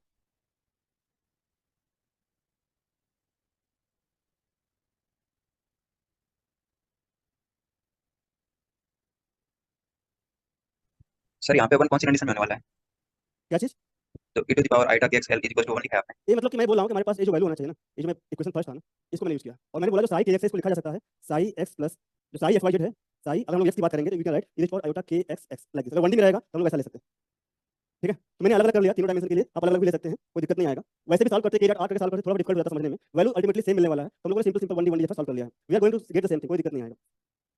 सर आपने इक्वल टू 1 लिखा है ना, वो पूछा हूं। ये वाला किया था कंडीशन ना, ये कंडीशन आप देखो ना, आप ये जो वैल्यू था साई, नहीं सर वो तो आ गया समझ में, हाँ आपने राइट साइड में फर्स्ट टाइम लिखा है ना, वहाँ पे इक्वल टू 1 लिखा है। हाँ हाँ यहीं पे अच्छा ये कैंसिल किया था ना, e raise power iota kx, ये क्या हो जाएगा, इससे कैंसिल हो जाएगा, यहाँ क्या बचेगा, 1 ही तो बचेगा ना, e raise power iota kx l equal to 1 बचेगा ना फिर। हाँ सर वो मल्टीप्लाई में आपने इक्वल में कर दी। ठीक है नोट कीजिए।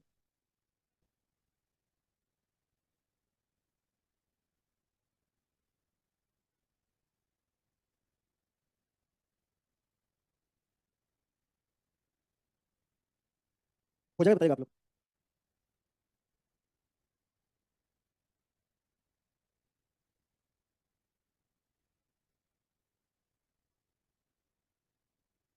डन हो गया सभी लोग का। चलिए मैं आगे प्रोसीड कर रहा हूँ, ठीक है। अब देखिए अब आपको क्या है कि अच्छा जो हमारे पास केस क्या था, जो स्मॉलेस्ट पॉसिबल वैल्यू ऑफ के वेव वेक्टर क्या था, स्मॉलेस्ट, नोट करके लिख सकते हैं आप लोग, यहाँ पर नोट करके लिख लीजिएगा, smallest possible value of wave vectors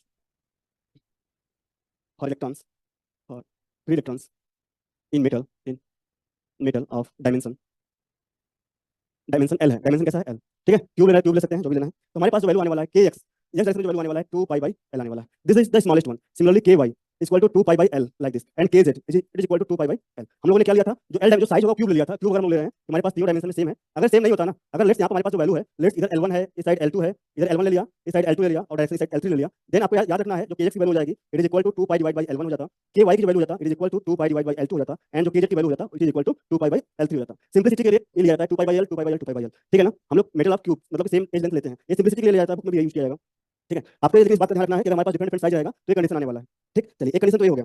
अब ये बताइए जो हमारे पास बाकी होने वाला है ना, इसका मल्टीपल रहेगा like 2 times 2 pi by L हो जाएगा लाइक दिस। इसी तरह से हमारे पास 3 टाइम्स लाइक दिस। इस तरह से आप नंबर निकाल सकते हैं कि जो नंबर होने वाले हैं वो कैलकुलेट कर सकते हैं कि हमारे पास कितने number of k state available हैं in the given region. In the given region अगर आपके पास कितने के स्टेट्स हैं, लेट्स मैं यहाँ पे इसको इंक्रीज करता जा रहा हूँ, ठीक है। लेट्स मैं यहाँ पर कर रहा हूँ कि हमारे पास लेट्स एनएफ होगा, एनएफ होगा, लेट्स 2 पाई बाई एल होगा, ठीक। तो आप क्या कर सकते हैं, नंबर ऑफ स्टेट्स कैसे निकाल सकते हैं, इसका जो पर्टिकुलर वैल्यू है डिवाइड बाई स्मॉलेस्ट कर देंगे, you are going to get number of k states. ये जो लास्ट का जो वैल्यू रहेगा ना, जो लास्ट की जो वैल्यू होगा इसको डिवाइड करने वाले हैं, डिवाइड कर देंगे smallest one 2 pi by L से डिवाइड कर देंगे, तो you are going to get number of k states available, number of k states available available in the region, available to fill the electrons in the given region. ये आप निकाल सकते हैं, ठीक है ना, कोई दिक्कत नहीं आने वाला है। तो इसी को हम लोग, इसी फिनोमेना को हम लोग यूज करने वाले हैं नंबर ऑफ के स्टेट्स निकालने के लिए। नंबर ऑफ के स्टेट्स निकल जाएगा तो नंबर ऑफ इलेक्ट्रॉन्स निकाल सकते हैं। नंबर ऑफ इलेक्ट्रॉन्स क्या हो जाएगा, 2 times number of k states हो जाएगा, के स्टेट्स हो जाएगा, ये वैल्यू आ जाएगा, ये आ जाएगा। जब नंबर ऑफ इलेक्ट्रॉन्स निकाल दिया तो हम लोग क्या निकाल सकते हैं, हम लोग जो डेंसिटी ऑफ स्टेट्स है उसको भी निकाल सकते हैं, dn/d। बहुत सारे जो टर्म्स रहेंगे, एनर्जी निकाल सकते हैं। एनर्जी क्या होने वाला है, E इक्वल टू जाएगा h² k² divide by 2m। ये सब हम लोग डिफरेंट चीजें निकाल पाएंगे, ठीक है। चलिए, तो हम लोग डिफरेंट फिनोमेना देखेंगे जो हम लोग 1D देखे थे, सेम चीज को हम लोग डिराइव करेंगे with the help of this, जो हम लोग डिस्कस कर रहे थे, इसके अकॉर्डिंग हम लोग डिराइव करने वाले हैं। आप लोग इसको थोड़ा नोट कर लीजिए, जो भी हिंट वगैरह लिखा गया है हम लोग नेक्स्ट पर डिराइव करेंगे सिंपली।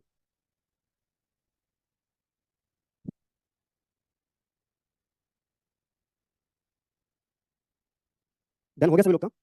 चलिए, तो मैं अब डेरिवेशन पे आता हूँ, जो मेन पार्ट होने वाला है, डेरिवेशन पार्ट, हम लोग उस पर आते हैं।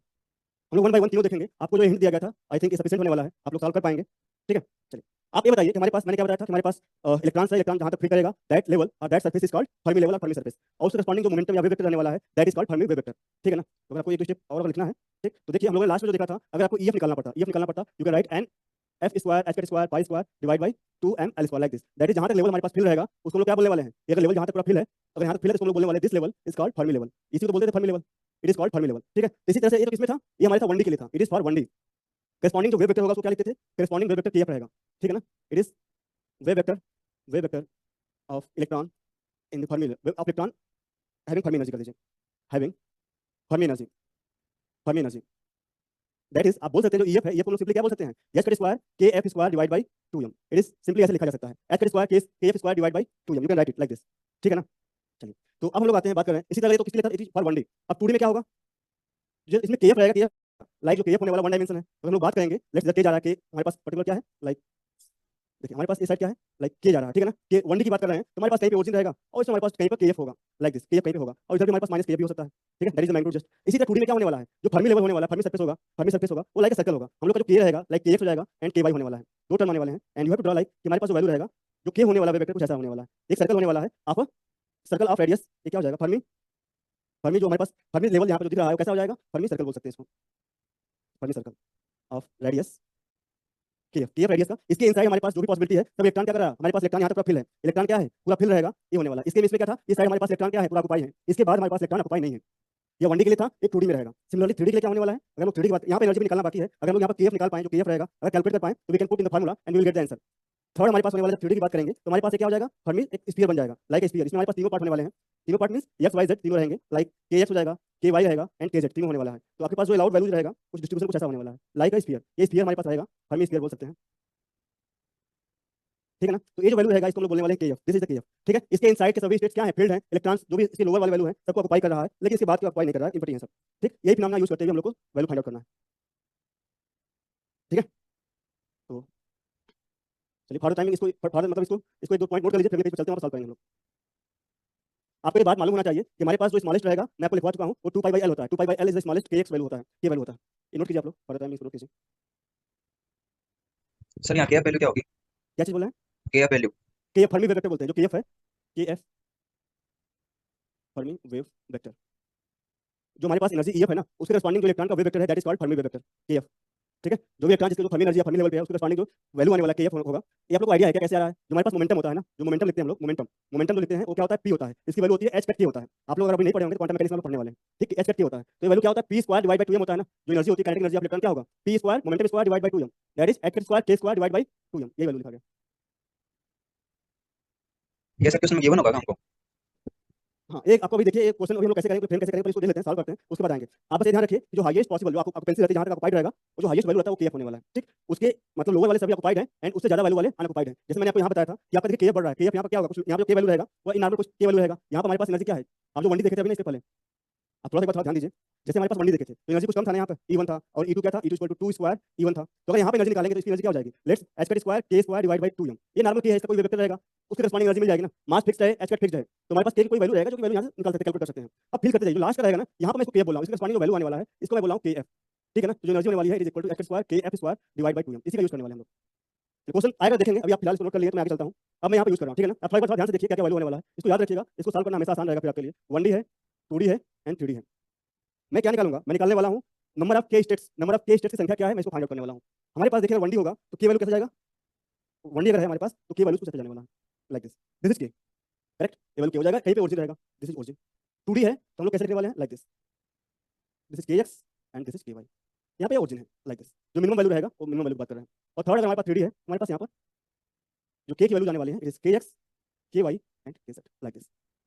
ठीक है, मेन पर्पस क्या है, नंबर ऑफ k स्टेट्स निकालना, नंबर ऑफ k स्टेट्स।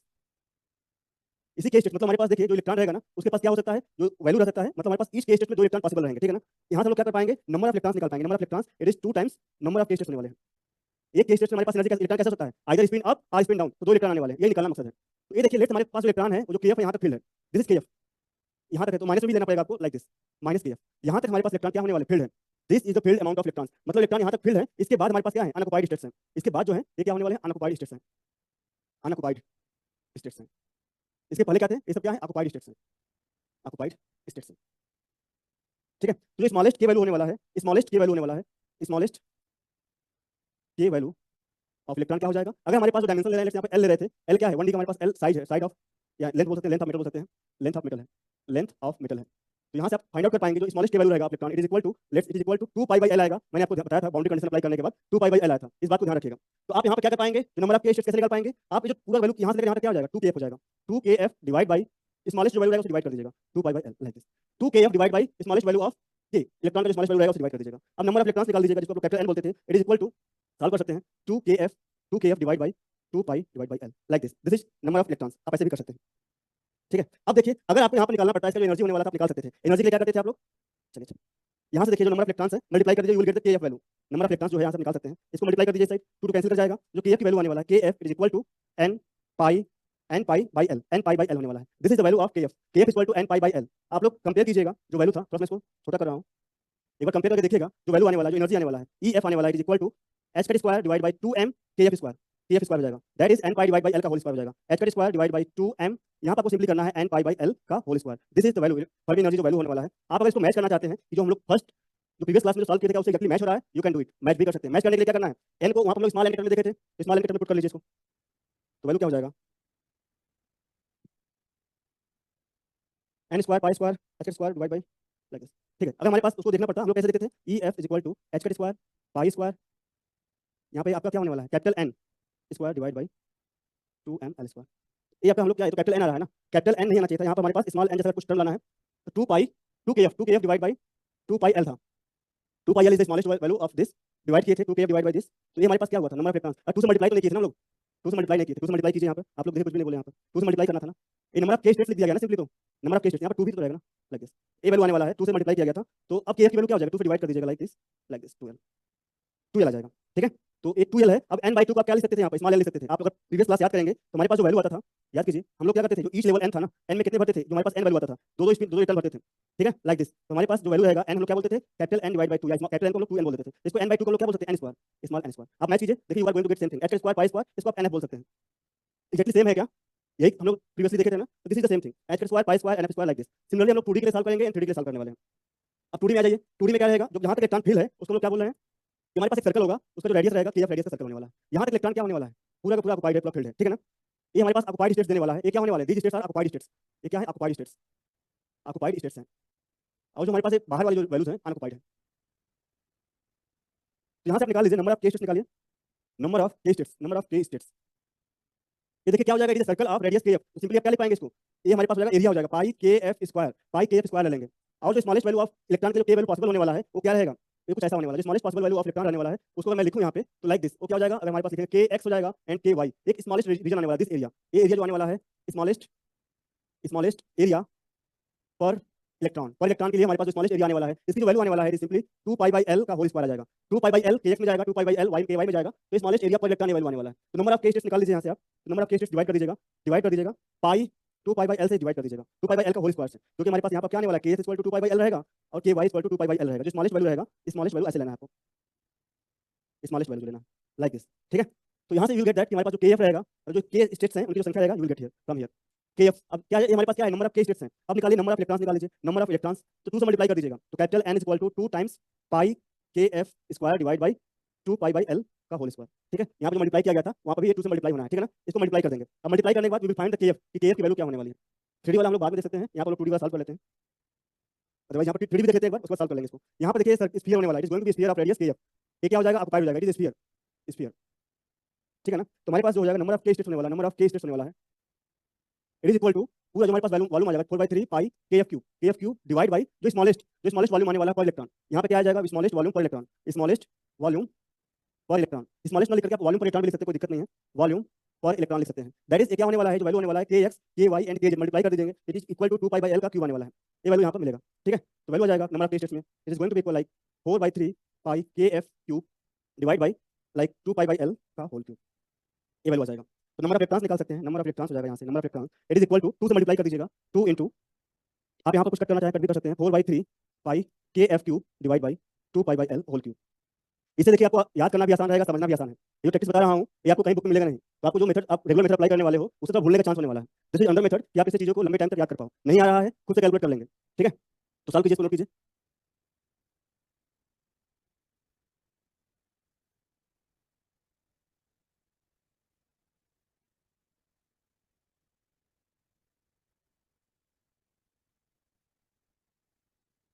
मैं थोड़ा सा इसको स्क्रॉल अप कर रहा हूँ, थोड़ा सा ऊपर कर रहा हूँ इसको। तो 1D के लिए तो ये हम लोग इसको साफ कर सकते हैं, कोई दिक्कत नहीं है।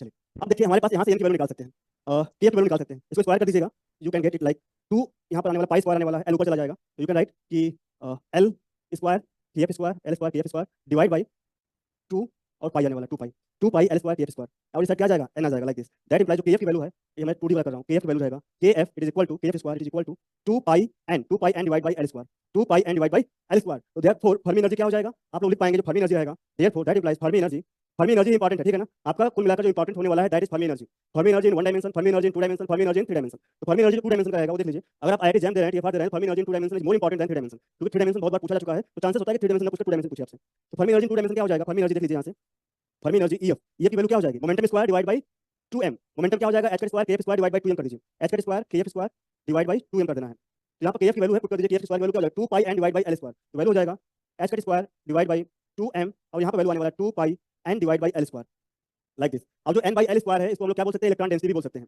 Number of electrons per unit area is called electron density. तो इसको हम लोग सिंपलीफाई करके भी लिख सकते हैं। 1D वाला क्या आया था, 1D का देखिए यहाँ पर हमारे पास 1D वाला है, 1D में हमारे पास EF आया था, EF is equal to h square divide by 2m pi divide by 2, और यहाँ पर आया था n बाई l का होल स्क्वायर लाइक दिस, ये वैल्यू आया था। यहाँ पर हम लोग क्या कर सकते हैं, जो n बाई l है इसको हम लोग बोल सकते हैं एक इलेक्ट्रॉन डेंसिटी इन 1 डायमेंशन, तो समटाइम्स इलेक्ट्रॉन डेंसिटी में दे सकता है। n बाई l को हम लोग बोल पाएंगे n by l let's it is equal two electron density rho l बोल दिया, ठीक है ना, इलेक्ट्रॉन डेंसिटी इलेक्ट्रॉन्स डेंसिटी हो गया, ठीक है। और यहाँ पर हम लोग बोल पाएंगे जो n बाई l स्क्वायर है उसको हम लोग ऐसा बोल पाएंगे, तो आप इसको लिख पाएंगे it is EF equal to, EF किसके लिए है 2 डायमेंशन के लिए है, it is equal to h square divide by 2m 2 pi, इसको रो बोल सकते हैं like this, this is the formula. ये रो क्या था, rho equal to n divide by l square, electron density हो जाएगा, number of electrons per unit area 2 dimension के लिए, number of electrons per unit length हो जाएगा यहाँ पर लाइक दिस। तो यहाँ पे जो EF की वैल्यू आने वाला है it is just h square divide by 2m pi rho divide by 2 whole square. यहाँ पे जो रो रहेगा वो लीनियर इलेक्ट्रॉन डेंसिटी है, यहाँ पर एरियल इलेक्ट्रॉन डेंसिटी है लाइक दिस, ठीक है। सिमिलरली आप 3D का भी निकाल सकते हैं, 3D में क्या होने वाला है इसको देखते हैं हम लोग। 3D के लिए इसको सॉल्व कीजिए, तो यू गेट दैट यहाँ पर 8 आ जाएगा, 8 यहाँ पर कैंसिल कर जाएगा, पाई स्क्वायर बचने वाला है, it is equal to like 3 तो रहेगा ही, it is equal to 1/3 pi square L cube ऊपर चला जाएगा, L cube like this k F cube, ये 1 है। तो यहाँ से आप निकाल सकते हैं नंबर ऑफ इलेक्ट्रॉन्स को हम लोग क्या बोल सकते हैं, it is equal to capital N. K F की वैल्यू क्या आ जाएगी, k F it is equal to, k F is equal to k F cube की वैल्यू आने वाला है, it is equal to multiply कर दीजिए 3 pi square capital N divide by L cube. N by L cube को rho बोला जा सकता है, एन पाई एल क्यूब को हम लोग बोल पाएंगे 3 पाई स्क्वायर रो बोल सकते हैं। रो क्या है, 3 डायमेंशनल इलेक्ट्रॉन डेंसिटी होगा, number of electron per unit volume that is electron density here, ठीक है। तो आप एनर्जी लिख पाएंगे, फर्मी एनर्जी क्या हो जाएगा, Fermi energy EF it is equal to h square kf square divide by आपका 2m है, इसका स्क्वायर। अच्छा यहाँ पे kf क्यूब है, तो आप kf की वैल्यू निकाल सकते हैं, kf की वैल्यू यहाँ पे क्या आने वाली है, kf is equal to 3 pi square rho divide 1/3 आ जाएगा, इसका स्क्वायर कर देंगे तो वैल्यू होने वाला है h square divide by 2m 3 pi square rho, ठीक है, और 2/3 आ जाएगा। This is the formula, note कर लीजिए सभी लोग। 1 डायमेंशन 2 डायमेंशन 3 डायमेंशन, तीनों डायमेंशन के लिए जो फर्मी एनर्जी है लिखा गया है आपके पास। कोई डाउट है तो पूछ सकते हैं इसमें। ये सर आवाज आ रही है क्या बोल रहे हैं, सर, जो आपने यहाँ पे ये वॉल्यूम पर इलेक्ट्रॉन दिखाई कि x y z ना, हाँ हाँ इसको मतलब एक क्यूब जैसा कंसीडर किया है क्या इलेक्ट्रॉन के हाँ हाँ, वॉल्यूम? उसका जो वैल्यू है ना, जो स्मॉलेस्ट रीजन है उसको क्यूब जैसा ले रहे हैं, that is way to find out the smallest volume per electron की जो पॉसिबल वैल्यू होगा क्या होगा, वो क्यूब जैसा लिया गया। बाकी डिस्ट्रीब्यूशन जो रहेगा, डिस्ट्रीब्यूशन मतलब हमारे पास जो मिनिमम रहेगा हम लोग स्पेक्ट्रल देखेंगे तो डिस्ट्रीब्यूशन है कि हमारे पास के ऐसा कुछ होगा, अगर आप वहां भी क्यूब लेना चाहेंगे तो नहीं पॉसिबल होगा ना, फिर डायमेंशन में एनर्जी कम से ज्यादा रहेगा, ठीक है ना। तो स्मॉलेस्ट एनर्जी पॉलिफिल होता है, तो हम लोग डिस्ट्रीब्यूशन ले रहे हैं उसमें हम लोग स्फेरिकल ले रहे हैं, उसमें तो दिक्कत नहीं है। इससे हम लोग क्या बोलेंगे, हम लोग के पास पर्टिकुलर केएफ अगर ऐसा जा रहा है कोई वैल्यू है तो हम लोग क्या करेंगे, स्फेरिकल ले रहे हैं, ठीक है ना। पहले यह फिल होगा, यह केएफ रहेगा, ये केएफ है, सबके पास देखिए एनर्जी रहेगा मिनिमम रहेगा। अगर आपने बोला कि नहीं क्यूब लीजिए, तो अगर मैं यहाँ पर क्यूब कर दूंगा तो यह एनर्जी देखिए ज्यादा हो जाएगा, पॉसिबल नहीं है। तो स्फेरिकल डिस्ट्रीब्यूशन रहता है, पहले मिनिमम रहेगा, तो जो हम लोग मिनिमाइज करेंगे तो स्फेरिकल शेप में भर रहा है, जो के स्पेस है उसमें हमारे पास जो इलेक्ट्रॉन फिल हो रहा है ना वो कैसे स्फेरिकल हो रहे हैं, ठीक, वो क्यूब जैसा फिल नहीं होगा लाइक दैट। जो हमारे पास के स्पेस बना रहे हैं वहाँ पे जो फिलिंग हो रहा है इलेक्ट्रॉन का वो स्फेरिकल रहने वाला है to get the minimum value, ठीक है ना। चलिए ये आप लोग नोट कर लीजिएगा, बाई चांस भूल रहे हैं तो कैलकुलेट खुद से भी कर सकते हैं, कभी भी कैलकुलेट कर पाएंगे आप लोग, इस बात को ध्यान रखिएगा आप लोग। इस पर बेस्ट कुछ क्वेश्चन करते हैं, एक दो क्वेश्चन कर लेंगे फिर आगे प्रोसेस करेंगे। इसका देखिए बहुत ही इंपॉर्टेंट यूज है, हम लोग इस पर भी वापस आएंगे, हम लोग कुछ कैलकुलेशन करना बाकी छोड़ रहे हैं, ठीक है, तब वाले क्वेश्चन करेंगे फिर आएंगे इस पर। तो आप ये देखिए अगर वन डायमेंशन है तो यह स्क्वायर इसके प्रोपोर्शनल होने वाला है, मतलब डेंसिटी स्क्वायर के प्रोपोर्शनल होने वाला है। ये जो लिखा गया इलेक्ट्रॉन डेंसिटी है इस बात का ध्यान रखिएगा, क्योंकि ऑलरेडी मैं यहाँ पे यूज कर चुका था तो मैं कंफ्यूज नहीं करना था, ऑलरेडी वो भी यूज हो गया रेजिस्टिविटी के लिए, लेकिन यहाँ पर रेजिस्टिविटी नहीं, इस बात का ध्यान रखिएगा। और कोई ना कोई सिंबल दो बार यूज करके हो जाता है तो रो को डेंसिटी के लिए यूज किया जाता है, डेंसिटी ऑफ इलेक्ट्रॉन है, डेंसिटी ऑफ इलेक्ट्रॉन्स, इस बात का ध्यान रखिएगा। चलिए मैं क्वेश्चन पे आऊंगा, ठीक है, नोट हो गया सभी लोग का। अच्छा किसी ने फुनान पूछा था, फुनान में आंसर कर पाया था उस टाइम, ठीक है, क्वांटा ऑफ लैटिस वाइब्रेशन को फुनान बोलते हैं। चलिए मैं आगे प्रोसेस कर रहा हूँ, ठीक है, आप लोग इस बात का ध्यान रखिएगा, इसमें लिनियरली डिपेंडेंट होता है, 2D के लिए लिनियरली डिपेंडेंट है, 3D में ये वैल्यू होता है, ठीक है। h स्क्वायर बाय 2m सभी जगह देखने को मिलेगा, h square by 2m everywhere, h square by 2m everywhere depend कर रहा है पाई रो डिवाइड बाय 2 का whole square, 2 pi rho and 3 pi square rho raise power 2/3, इस बात का ध्यान रखिएगा।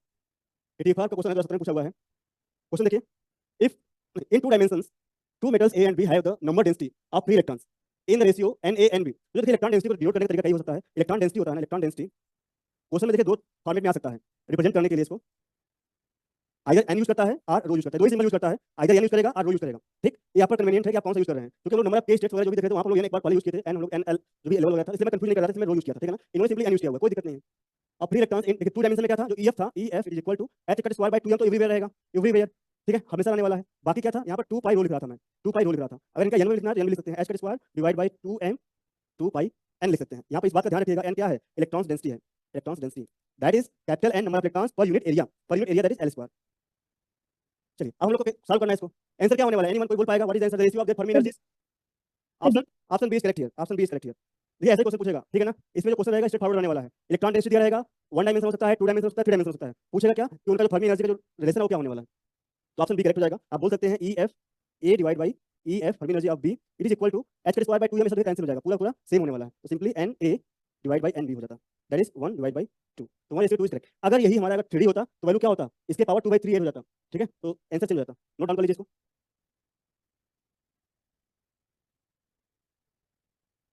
ये जो डेरिवेशन कराया गया था ना, it is the simplest derivation even possible, तो आप लोग इसको याद रखिएगा, जो तरीका मैं समझाया हूं कोशिश कीजिएगा आप लोग इसको याद रखें, इससे सिंपल डेरिवेशन दूसरा कोई दूसरे में से करेंगे हमेशा लेंदी होने वाला है, कंफ्यूजन होने वाला है।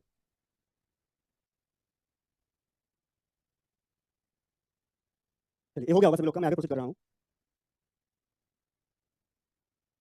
ये क्वेश्चन देखिए आप लोग क्वेश्चन पढ़ पा रहे होंगे, Fermi energy of a certain metal m1 is 5 electron volt.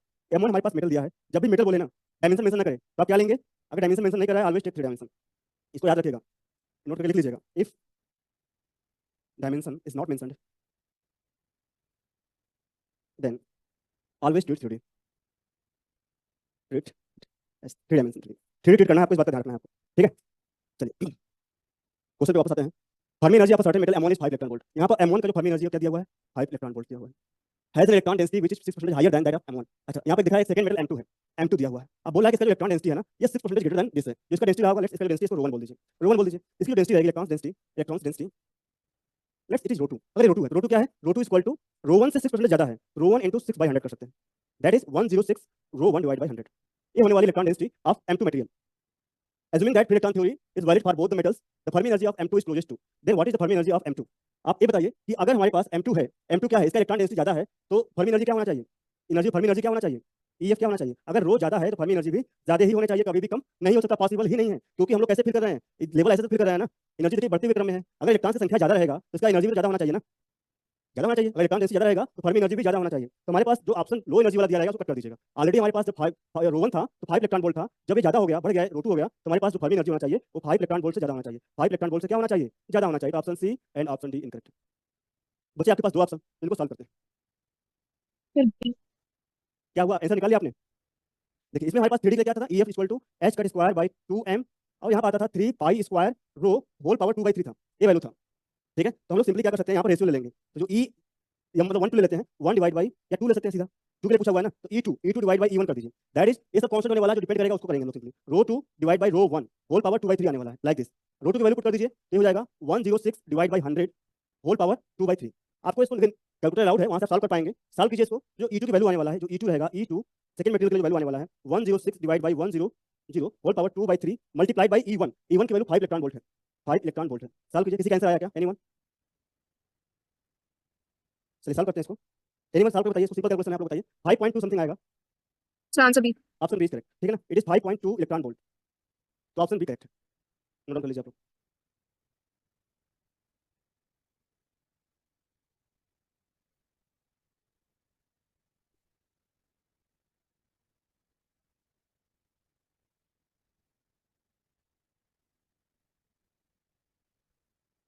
Good, किसी ने आंसर किया था, ऑप्शन बी इज करेक्ट, ठीक है। ये सभी लोग का नोट हो गया, नोट कर लीजिए, क्वेश्चन और करेंगे।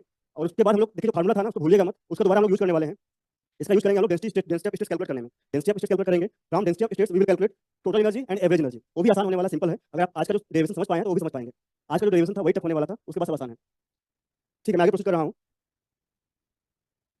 एक क्वेश्चन देखिए, for metal the electrons density is 6.4 × 10^28 per meter cube, the Fermi energy is, electron volt पे पूछा हुआ है। देखिए, जो फर्मी एनर्जी रहेगा 3 डायमेंशन के लिए, EF, it is equal to h² divide by 2m 3 pi square rho raise power 2/3 था। यही था ना। इलेक्ट्रॉन डेंसिटी दिया हुआ है, जब भी बस इलेक्ट्रॉन डेंसिटी गिवन रहे, बाकी सब क्या है, बाकी तो कांस्टेंट होगा। आप यहाँ पर चेक करेंगे तो क्या हो जाएगा, इलेक्ट्रॉन मास हो जाएगा, मास ऑफ इलेक्ट्रॉन हो जाएगा, मास ऑफ इलेक्ट्रॉन। इसकी वैल्यू क्या होती है, 9.1 × 10⁻31 kg। और h का क्या होता है, h का होता है reduced Planck constant, reduced Planck constant, Planck constant. और उसकी वैल्यू होती है 1.05 × 10⁻34 जूल सेकंड, ये वैल्यू होती है। पाई भी कांस्टेंट है, पाई की वैल्यू क्या होती है, पाई इक्वल टू 3.15 3.14 समथिंग ऐसा वैल्यू रहेगा, ठीक है। तो आप सब वैल्यू पुट कर देंगे ना, तो हमारे पास रो के टर्म में एक वैल्यू मिल जाएगा। ये जो वैल्यू पुट करेंगे, you are going to get energy joule में मिलेगा, जूल में मिलेगा, ठीक है ना। जो एनर्जी रहेगा, इलेक्ट्रॉन एनर्जी जूल में आएगा। तो जूल से आपको कन्वर्ट करना है इलेक्ट्रॉन वोल्ट में, जो भी वैल्यू मिल रहा है जूल में, ठीक है। अब इसको डिवाइड कर दीजिएगा 1.6 × 10⁻19, तो क्या हो जाएगा, electron volt something you are going to get, ठीक है। आप ऐसे पुट करके यू कैन गेट हमारे पास जो वैल्यू होने वाला है वो इलेक्ट्रॉन वोल्ट में क्या आएगा। तो जो वैल्यू है, इसको मैं डायरेक्टली लिखूं इलेक्ट्रॉन वोल्ट में, सभी कांस्टेंट पुट करने के बाद जूल में आएगा, फिर डिवाइड करने के बाद 1.6 × 10⁻19 इलेक्ट्रॉन वोल्ट से डिवाइड कर दूंगा, और इसमें से वैल्यू डिवाइड करूंगा, जूल में आ जाएगा, इलेक्ट्रॉन वोल्ट में आ जाएगा। आंसर भी देखिए पूछा किसमें है, इलेक्ट्रॉन वोल्ट में पूछा हुआ है। तो वैल्यू जो मिलने वाला है इज इक्वल टू 3.65 × 10⁻19 रो, जो डेंसिटी रहेगा रेस्ट पावर 2/3 इलेक्ट्रॉन वोल्ट। ये जो रो है, इस बात का ध्यान रखिएगा, रो किसमें रहेगा, रो रहेगा आपका पर मीटर क्यूब। रो किसमें रहेगा, कोई वैल्यू रहेगा इन मीटर क्यूब, ऐसे में रहेगा, ठीक है। तो यू विल गेट दैट कि जो आपका वैल्यू आने वाला है कुछ ऐसा रहेगा, ठीक है। इस वैल्यू को पुट कीजिए एंड गेट द आंसर। चलिए, इसको वैल्यू पुट करना है और आपको फार्मूला आंसर निकालना है, ठीक है। तो जो डेंसिटी है उसको वैल्यू पुट कर दीजिए। तो ई एफ की वैल्यू आने वाला है 3.65 × 10⁻19 इलेक्ट्रॉन वोल्ट में है, और यहाँ पर मीटर क्यूब में दिया हुआ है 6.4 × 10⁻18 दिया हुआ है, 6.4 × 10⁻28 दिया हुआ है पर मीटर क्यूब। यहाँ पर 2/3 आ जाएगा। यहाँ से एक जो 28 दिया है, एक पावर इसमें ले सकते हैं, 64 हो जाएगा। 64 का क्यूब रूट करेंगे तो 4 आने वाला है, उसका स्क्वायर कर देंगे 16 आ जाएगा। सिमिलरली 10⁻27 है, तो इसका जब क्यूब रूट करेंगे 10⁻9 आएगा, उसका स्क्वायर कर देंगे 10⁻18 आ जाएगा। It is going to be equal like 3.65 × 10⁻19 × 16 × 10⁻18, ये वैल्यू मिलने वाला है। मल्टीप्लाई कीजिए, 16 × 85 08 आएगा, 98 8 1 समथिंग। मल्टीप्लाई करके बताइए वैल्यू क्या आने वाला है। एनीवन, मैं मल्टीप्लाई कर रहा हूँ इसका, 3.65 × 16 तो 5.84 आ रहा है, 5.84 × 10⁻1।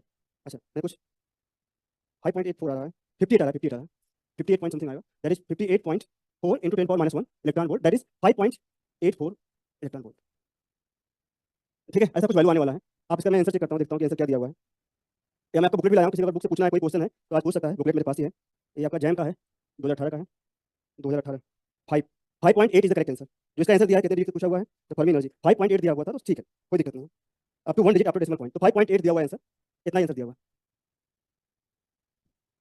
किसी ने अगर क्रिस्टल डिफ्लेक्शन या क्रिस्टल स्ट्रक्चर से कोई क्वेश्चन सॉल्व किया नहीं आया बुकलेट से, तो पूछ सकता है मुझसे भी, ठीक है। आज का जो हमारे पास फ्री इलेक्ट्रॉन थ्योरी है, इसका सेशन इतना ही रखते हैं। फ्री इलेक्ट्रॉन थ्योरी जो समरफील्ड मॉडल है, उसमें हम लोग का जो एवरेज एनर्जी निकालने का तरीका है, मतलब फार्मूला डिराइव करना, और रिमेनिंग रह गया है, वो नेक्स्ट क्लास में देख लेंगे, ठीक है। उसके बाद हम लोग स्टार्ट करेंगे बैंड थ्योरी, ठीक। तो थैंक यू वेरी मच, आज के इतना ही रखते हैं। किसी को कोई डाउट है, कोई क्वेश्चन पूछ सकता है, जो भी कोई डाउट है बुकलेट से पूछ सकता है। डाउट पूछना है सर, 1 मिनट क्या चीज, क्वेश्चन पूछना है सर, 1 मिनट बताता हूँ। हाँ क्वेश्चन पूछिए।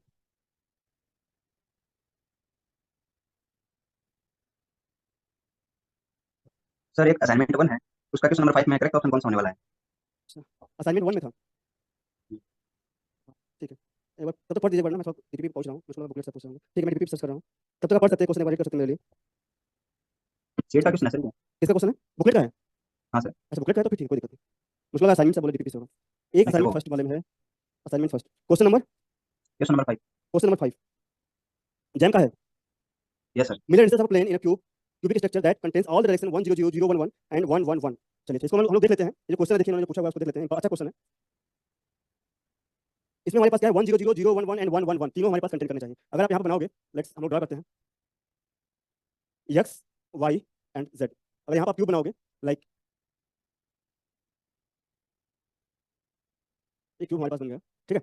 अब इसमें देखिए जो डायरेक्शन होने वाले डायरेक्शन को मेंशन कर दीजिए। ये आपका क्या हो जाएगा, दिस इज ओरिजिन। जो डायरेक्शन है, फर्स्ट जो वैल्यू दिया हुआ है, इट इज इक्वल टू आपका दिया है 100 100 डायरेक्शन है, तो 100 क्या हो जाएगा, सिंपली लेफ्ट में चले जाइए, this is 100, correct, this is 100। Second क्या दिया हुआ है, सेकंड है 011 011, यस का 0 हो जाएगा, ये पॉइंट होने वाला है 011 वाला पॉइंट आएगा, कोऑर्डिनेट अगर देखेंगे तो इसके लिए जो हमारे पास ये वाला पर्टिकुलर पॉइंट है, ये जो वैल्यू आएगा, लाइक इसको मैं दूसरे कर देखता हूँ, दिस वैल्यू, ये जो ये वाला पॉइंट है इसकी बात कर रहे हैं, ठीक है ना, ये दोनों सबसे मैच कर जा रहा है, लेट्स, ये वाला पॉइंट है इसकी बात कर रहा हूँ, ये कौन सा हो जाएगा, दिस इज 011, ये वाला जो डायरेक्शन है, तो डायरेक्शन दिखाइए 011, ये हो जाएगा। इन थर्ड है, थर्ड क्या हो जाएगा 111 111, दिस ये हो जाएगा 111 111, ये डायरेक्शन आ जाएगा। तो अब हमको क्या पूछा है, जो प्लेन होगा, plane passing through this, what is the answer, तो पूछा तो mid plane in the cubic structure that contains all the direction 100 011 and 111 are. तो ये देखिए, आप एक प्लेन बनाइए, प्लेन कैसा होगा, इन सबको मैच कर दीजिए, आप इसको मैच कर सकते हैं, ये देखिए ये वाला पर्टिकुलर पार्ट है ना, मैच कर दीजिएगा लाइक दिस, इसको मैच कर सकते हैं, you are going to get like this plane, ये जो प्लेन होगा इसकी बात कर रहे हैं, ये जो प्लेन होगा, ठीक है, इसको मैं अलग से बनाऊं, अगर मैं अलग से बनाऊं, क्यूब बनाऊं,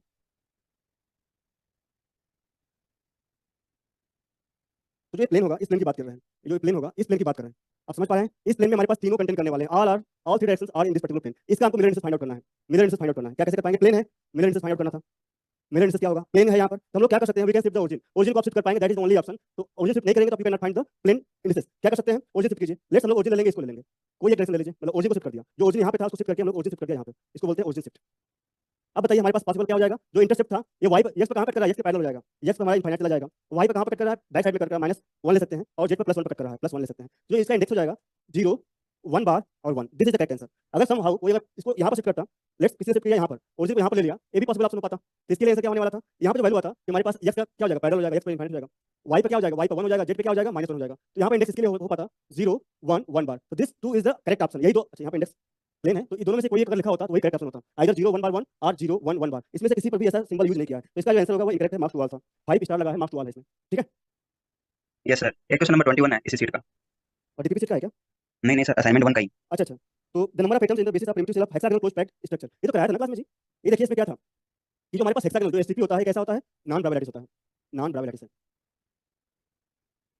इसको कन्वर्ट कर सकते हैं हम लोग, किसमें कन्वर्ट कर सकते हैं, कन्वर्ट कर सकते हैं, कन्वर्ट कर दीजिए, कन्वर्ट इन ब्रावे लैटिस, क्या करना पड़ेगा फिर हमको, 2 डायटोमिक बेसिस लेना पड़ेगा, डायटोमिक बेसिस लेना पड़ेगा, ठीक, तो 2 एटम होंगे एक लैटिस पॉइंट पे, और हमारे पास देखिए अगर प्रिमिटिव प्रिमिटिव यूनिट से जब भी बात करेगा तो एक ही लैटिस पॉइंट होने वाला है, लैटिस पॉइंट पर प्रिमिटिव सेल इज ऑलवेज 1, अगर प्रिमिटिव सेल रहेगा ऑलवेज, जब भी हमारे पास प्रिमिटिव सेल की बात करेगा, प्रिमिटिव सेल बोल दिया, इसका मतलब ही है कि जो लैटिस पॉइंट है, लैटिस पॉइंट क्या हो जाएगा, लैटिस पॉइंट 1 होने वाला है, इज इक्वल टू 1 होने वाला है, तो नंबर ऑफ एटम्स कितना हो जाएगा, डायटोमिक बेसिस रहता है तो 2 एटम आने वाले हैं, अगर आप ब्रावे लैटिस में कन्वर्ट नहीं कर रहे हैं एचसीपी, तो आप you are not going to get any primitive cell, you have to convert in Bravais lattice, तो वहां पे आप देख पाएंगे जो रोम्बस टाइप का जो हमारे पास पैरेलल पाइप बन रहा है, that is the primitive cell, और उसमें जो नंबर ऑफ एटम्स रहेंगे वो 2 रहने वाले हैं, ठीक है, तो 2 atom is the correct answer, option इसमें जो भी रहेगा, ऑप्शन बी इज करेक्ट है। सर इसमें क्लोज पैक स्ट्रक्चर दिया हुआ है जिसमें हाँ, तो ट्रायंगुलर क्लोज पैक ये क्या लिखा है, एससीपी मतलब क्या है, हेक्सागोनल क्लोज पैक ना, यस सर। और कोई क्वेश्चन, और सर टीएफआर का क्वेश्चन में जो थर्ड क्वेश्चन है उसका बी ऑप्शन में डाउट है। थर्ड क्वेश्चन इसी में स्ट्रक्चर का ही है क्या, हाँ सर, थर्ड का टीएफआर है का है क्या, ना। इसमें आपने मतलब बीच में क्लास में बंद किया होगा, इसमें देखिए जो हमारे पास दिया हुआ है यूनिट सेल, देखिए जो यूनिट सेल का स्ट्रक्चर रहेगा ना, जो लैटिस पॉइंट दिया हुआ है सर, इसको टेक स्क्रीनशॉट अगर किसी को लेना है तो, ओके मैं प्रोसीड कर रहा हूं आगे, देखिए टीएफआर का क्वेश्चन दिया हुआ है, जो पॉइंट्स दिया हुआ है, पॉइंट सभी में सेम है, एक बार डॉट दिया है फिर सॉलिड दिया है, डॉट सॉलिड का किस तरह दिया हुआ है, और चारों ऑप्शन में क्या दिया हुआ है, सेम पॉइंट्स दिए हुए, पॉइंट्स चेंज नहीं किया है। अब आपको ध्यान रखना है कि यूनिट सेल होता है, लाइक आप अगर यूनिट सेल ले रहे हैं लाइक दिस, तो इसको पीरियोडिक रिपीटेशन करने पर you are going to get whole crystal structure without any hole, without any free space, ठीक है, तो ये हमारे पास जो ऑप्शन बी और सी है इसमें पॉसिबल नहीं होगा, सेम होना चाहिए, ठीक है, जो स्ट्रक्चर रहेगा सेम होना चाहिए, और जो इसमें देखिए और जो पैरामीटर्स रहेगा, जो फंडामेंटल वेक्टर्स रहेंगे वो साइड की लेंथ होने चाहिए, लाइक दिस, ये भी ऐसे होना चाहिए, अगर बीच में कोई पार्ट ले रहा है दैट इज इनकरेक्ट, तो अगर बीच में कोई पार्ट लेगा वो भी इनकरेक्ट होगा, ठीक है, तो ऐसा ध्यान रखिएगा, अगर कोई ऐसे ले रहा है तो भी इनकरेक्ट हो जाएगा, it is incorrect, option A correct है, इसमें कराया गया था क्लास में, लेक्चर देख लीजिएगा, हाँ सर, इसमें सर इसके रिपीटेशन पूरा मतलब क्रिस्टल तो फॉर्म कर सकते हैं अपन। किसी बी वाले ऑप्शन से नहीं कर पाएंगे, जस्ट बगल में ट्रांसलेट कीजिए, देखिए सेम मिला है क्या, बीच में जो सॉलिड है वो गायब हो जाएगा, सॉलिड पार्ट नहीं मिला, और हमारे पास मैंने दोनों बताया था ना, इसमें यूनिट सेल भी बोला हुआ है और जो वेक्टर्स है उनकी भी बात कर रहा है, वेक्टर्स आपको बीच से लेना भी नहीं है, वेक्टर्स ऑलवेज साइड होना चाहिए ऑफ द यूनिट सेल, ठीक है, और कोई यस क्वेश्चन सर। बताइए। एक सर जेन्यू का 6 क्वेश्चन में बी ऑप्शन डी को ना डी ऑप्शन आ रहा है। अरे ये भी तो कराया था ना क्लास में, जेन वाला क्वेश्चन कराया गया, क्लास में कराया गया है, एक बार आप चेक कीजिएगा, प्रीवियस स्लाइड्स प्रीवियस जो भी लेक्चर्स अपलोड होंगे एक बार थोड़ा चेक कीजिएगा, कराया गया, क्लास में कराया गया, इसमें कैलकुलेशन करना है, ठीक है ना, इसमें दिया हुआ है लेट ए बी जो भी दिया है a1 a2 दिया हुआ है, be the primitive vectors of two dimensional lattice where x cap y cap और orthogonal unit vectors, if one of the corresponding reciprocal vectors b2 4 pi y cap the others 1 is, अच्छा अच्छा, ठीक है, इसमें देखिए क्या कर सकते हैं, ठीक है, देखिए दो तरीका होता है रेसिप्रोकल लैटिस निकालने का, अगर आपके पास दो वेक्टर दिया हुआ है, a1 दिया हुआ है a2 दिया हुआ है, सिर्फ a1 और a2 दिया हुआ है, a3 मिसिंग है, a3 नहीं दिया हुआ है, नहीं दिया हुआ है, तो a3 को क्या ले लेंगे, सिंपली k कैप ले लीजिएगा and apply the formula, you will get the answer, हम लोग इसको मान लेंगे late a3 equal to a3 ले लेंगे, क्वेश्चन नंबर 6 जेन्यू का देख लीजिएगा, ठीक है ना, अब यहाँ से क्या कर पाएंगे, आप कैलकुलेट कर लीजिएगा b1 की जो वैल्यू आ जाएगी 2 pi a2 cross a3 divide by volume, जैसे वॉल्यूम बनने वाला है a1 dot a2 cross a3, निकाल लीजिएगा, यू विल गेट दैट, इसी तरह से b2 भी निकाल लीजिएगा, b2 भी निकाल लीजिएगा 2 pi, सर b1 करेक्ट नहीं आ रहा है इसके अंदर। करेक्ट आ जाएगा, आपने क्या लिया था a3 की वैल्यू क्या लिया था, a3 तो है नहीं वहाँ पे, नहीं उसको सर मैंने डायरेक्ट किया था वैसे, a1 multiply b1 is equal to 2 pi a1 multiply b2 is equal to 0 बिल्कुल आएगा, ऐसा क्यों नहीं करके। आएगा, आपने कहीं मिस्टेक किया होगा, आप वैसे करेंगे तो भी आएगा, पक्का आएगा, कोई चांस ही नहीं कि ना आए, a1 b1 इक्वल टू हमारे पास आने वाला है 2 pi आना चाहिए, और a1 dot b2 equal to 0 होना चाहिए, इसी तरह से आप चेक करेंगे a2 डॉट b2, बाकी ऑप्शन भी तो चेक कीजिए ना, 2 pi आना चाहिए, और जो हमारे पास a1 और डॉट b2 होना चाहिए वो 0 होना चाहिए, चारों ऑप्शन चेक कीजिए ना, पक्का आएगा, इससे भी आएगा, कोई ऑप्शन नहीं है गलत हो जाए। ये तो आपका वेल प्रूफ है, ठीक है। कहीं मिस्टेक हुआ होगा, चेक कीजिएगा। इसमें कोई नेगेटिव 2 क्वेश्चन? पाई आ रहा है सर। हाँ, नेगेटिव 2 पाई आ रहा है सर B1 इस बार। छठा का दिया है, कौन सा ऑप्शन दिया हुआ है? छठा का दिया है बी, ऑप्शन करेक्ट दिया हुआ है। नहीं तो वो गलत है, that is not correct option, वो माइनस पॉसिबल नहीं होगा। एक बार आप इसे हाँ कैलकुलेट सर। कीजिएगा, you will get the correct answer. और वो गलत दिया है, अगर ऐसा पॉसिबिलिटी नहीं हो रहा है तो आपने कैलकुलेट करना पड़ेगा ना, a1.b1 -2 पाई करेक्ट नहीं है, ये इनकरेक्ट होने वाला है। हाँ सर, वही ऑप्शन डाउट था, करेक्ट नहीं होगा, D1 आ रहा आपने है। जो भी ऑप्शन चेक किया होगा आपने चेक कर लिया, वो ऑप्शन भी करेक्ट नहीं होगा, गलत है वो। -2 पाई नहीं आया करेक्ट, सिंपली 2 पाई आना चाहिए, दिस इज द करेक्ट। हाँ ठीक सर, हो गया क्लियर। एक सर ये मिसलेनियस का 5th क्वेश्चन है है, इसी मिसलेनियस तरह का 5th क्वेश्चन है। मिसलेनियस का 5th क्वेश्चन है। Which one of the following axis rotational symmetry is not permissible in single crystal. देखिए सिंगल क्रिस्टल में जो है ना पेंटावैलेंट पॉसिबल नहीं होता है, 5 फोल्ड सिमेट्री पॉसिबल नहीं होता है, ठीक। अगर आप 5 फोल्ड सिमेट्री लेकर चलेंगे ना, 5 फोल्ड सिमेट्री, यहाँ पर 5 फोल्ड नहीं लेने का ऑप्शन है, 5 फोल्ड सिमेट्री आप लेकर चल रहे हैं, you can not feel the whole structure. 1 2 3, अगर आप ऐसा स्ट्रक्चर लेकर चल रहे हैं ना, you are not going to feel the whole structure, पूरे स्ट्रक्चर को आप फील नहीं कर पाएंगे, कहीं ना कहीं आपको एम्प्टी स्पेस देखने को मिल जाएगा, ठीक। तो 5 फोल्ड सिमेट्री जो होता है वो क्रिस्टल में पॉसिबल नहीं होता है। 5 fold symmetry does not exist in the crystal, कोई भी क्रिस्टल रहेगा हमारे पास पॉसिबिलिटी नहीं आने वाला है लाइक दिस। एक इसमें हमारे पास वी कैन नॉट, हमारे पास 5 फोल्ड रहेगा मतलब हमारे पास क्या है, पेंटागन ले रहे हैं, तो जो पेंटागन होने वाला है, pentagon unit cell is not, ठीक है। हम लोग जो नॉट पॉसिबल इन ग्रेविटी हम लोग सिंपली बोल पा रहे हैं, possible not possible since it can't occupy whole, it can't make, बोल सकते हैं it can't make whole crystal structure without living in empty space. बहुत सारा एम्प्टी स्पेस आने वाला है, आप फील करोगे साइड साइड में एम्प्टी स्पेस आना स्टार्ट हो जाएगा, तो इसलिए हमारे पास जो पेंटागन यूनिट सेल होता है पॉसिबल नहीं होता है, तो पेंटागन सिमेट्री पॉसिबल नहीं होगा, ठीक है ना। It can't occupy whole structure, whole space without living any empty space, possible नहीं होता, ठीक है ना। तो जो पेंटागन सिमेट्री होता है पॉसिबल होता है, जो पेंटागन 5 फोल्ड सिमेट्री होता है, 5 फोल्ड सिमेट्री ये पॉसिबल होता है आपका क्वासी क्रिस्टल में, क्वासी क्रिस्टल में, ठीक है। ठीक है, और कोई क्वेश्चन है? सर इसमें 3 फोल्ड कैसे होगा, मतलब इक्विलेटरल ट्रायंगल होना जरूरी है किसके लिए? किसके लिए? इसी क्वेश्चन में मतलब 3 फोल्ड जो सिमेट्री है, रोटेशनल सिमेट्री। 3 फोल्ड सिमेट्री होने के लिए आपका ट्रायंगल होना बिल्कुल भी जरूरी नहीं है, आप क्यूब से भी लेकर देख पाएंगे। क्यूब का एक पर्टिकुलर जो कॉर्नर है उसको पकड़ लीजिए, तो क्यूब आपका ऑलरेडी ऐसा हो जाएगा, वो आपका 1 3 फोल्ड सिमेट्री देने वाला है। क्यूब के साइड कॉर्नर पर उठा के ऐसे कर लीजिए, फोल्ड सिमेट्री दे देगा, ठीक है। Yes sir. एक सर ये पेज नंबर 157 पे क्वेश्चन नंबर 1 एटीएफआर का नेक्स्ट चैप्टर से। 157 है, यस सर। 157, हाँ बोलिए क्वेश्चन नंबर 1। इसको तो मैं बोला था ना, इसका भी आंसर करेक्ट नहीं है। ये देखिए आपको डी वैल्यू निकालना था, आप इसको सॉल्व कीजिएगा। बेसिकली क्या करना है, आपको डी वैल्यू कैलकुलेट करना है, जो डी वैल्यू रहेगा उसको कैलकुलेट करना है। कैसे करेंगे, हमारे पास जो ग्राफ है ना, ग्राफ पे पोजीशन देखिए, जो यहाँ से वैल्यू है वो टूटता देगा, टूटता यहाँ पे मिलेगा, 2 ग्राफ दिया हुआ है, दोनों से यहाँ पे एक टूटता ए निकाल लीजिए, जो भी दिया हुआ उसको निकाल लीजिए। तो यहाँ से आप क्या निकाल सकते हैं, थीटा ए निकाल लीजिएगा, दैट इज जो भी एंगल रहेगा मैच कर लीजिएगा, मैच करने के बाद डिवाइड बाय 2 कर दीजिए, डिवाइड बाय 2 करके थीटा निकालेंगे, थीटा ए थीटा भी निकाल पाएंगे। तो आपके पास फार्मूला होता है 2d sin theta is equal to lambda कर सकते हैं, तो यहाँ पे डी की वैल्यू निकल जाएगी, डी निकाल लीजिएगा, डी ए निकाल लीजिएगा, lambda divide by 2 sin theta A कर दीजिएगा लाइक दिस। इसी तरह थीटा बी निकाल लीजिएगा, डी बी निकाल लीजिएगा, that is lambda divide by 2 sin theta B निकाल लीजिएगा। एंड वहाँ से आप निकाल पाएंगे जो स्ट्रेचिंग वगैरह जो भी है, delta D divide by D निकालना है। कोई भी ऑप्शन करेक्ट नहीं है, सब इनकरेक्ट दिया हुआ है, क्योंकि यहाँ पे जो ग्राफ दिया था, ग्राफ इसके थ्रू दिया हुआ है, ग्राफ दिया हुआ है इसके थ्रू दिया हुआ है, एक 2 थीटा ऊपर लिया हुआ है, थीटा ऊपर लिया हुआ है, इसके लिए sin थीटा नहीं आएगा, cos थीटा आएगा, और इसके करेस्पॉन्डिंग निकालेंगे तो उससे आपको करेक्ट आंसर नहीं मिलने वाला है। लेकिन अगर आप थीटा जो है, अगर आप डाउन से लेंगे, इसको लेंगे थीटा, तो you are going to get correct answer. इसमें से ऑप्शन जो होगा, ऑप्शन सी मैच करने वाला है, ठीक है ना। अगर थीटा नीचे लेंगे, लेकिन जो फिगर दिया है इसको दिया हुआ है, तो आप sin थीटा लेकर cos कर लीजिएगा, lambda divide by 2 cos of theta A लेंगे, यहाँ पर लेंगे lambda divide by 2 cos theta B लेंगे, ठीक है। इस बात को ध्यान रखिएगा, क्योंकि हमारे पास जो फिगर दिया था और कोई भी ऑप्शन करेक्ट नहीं है, उसने गलत दिया है, ठीक है।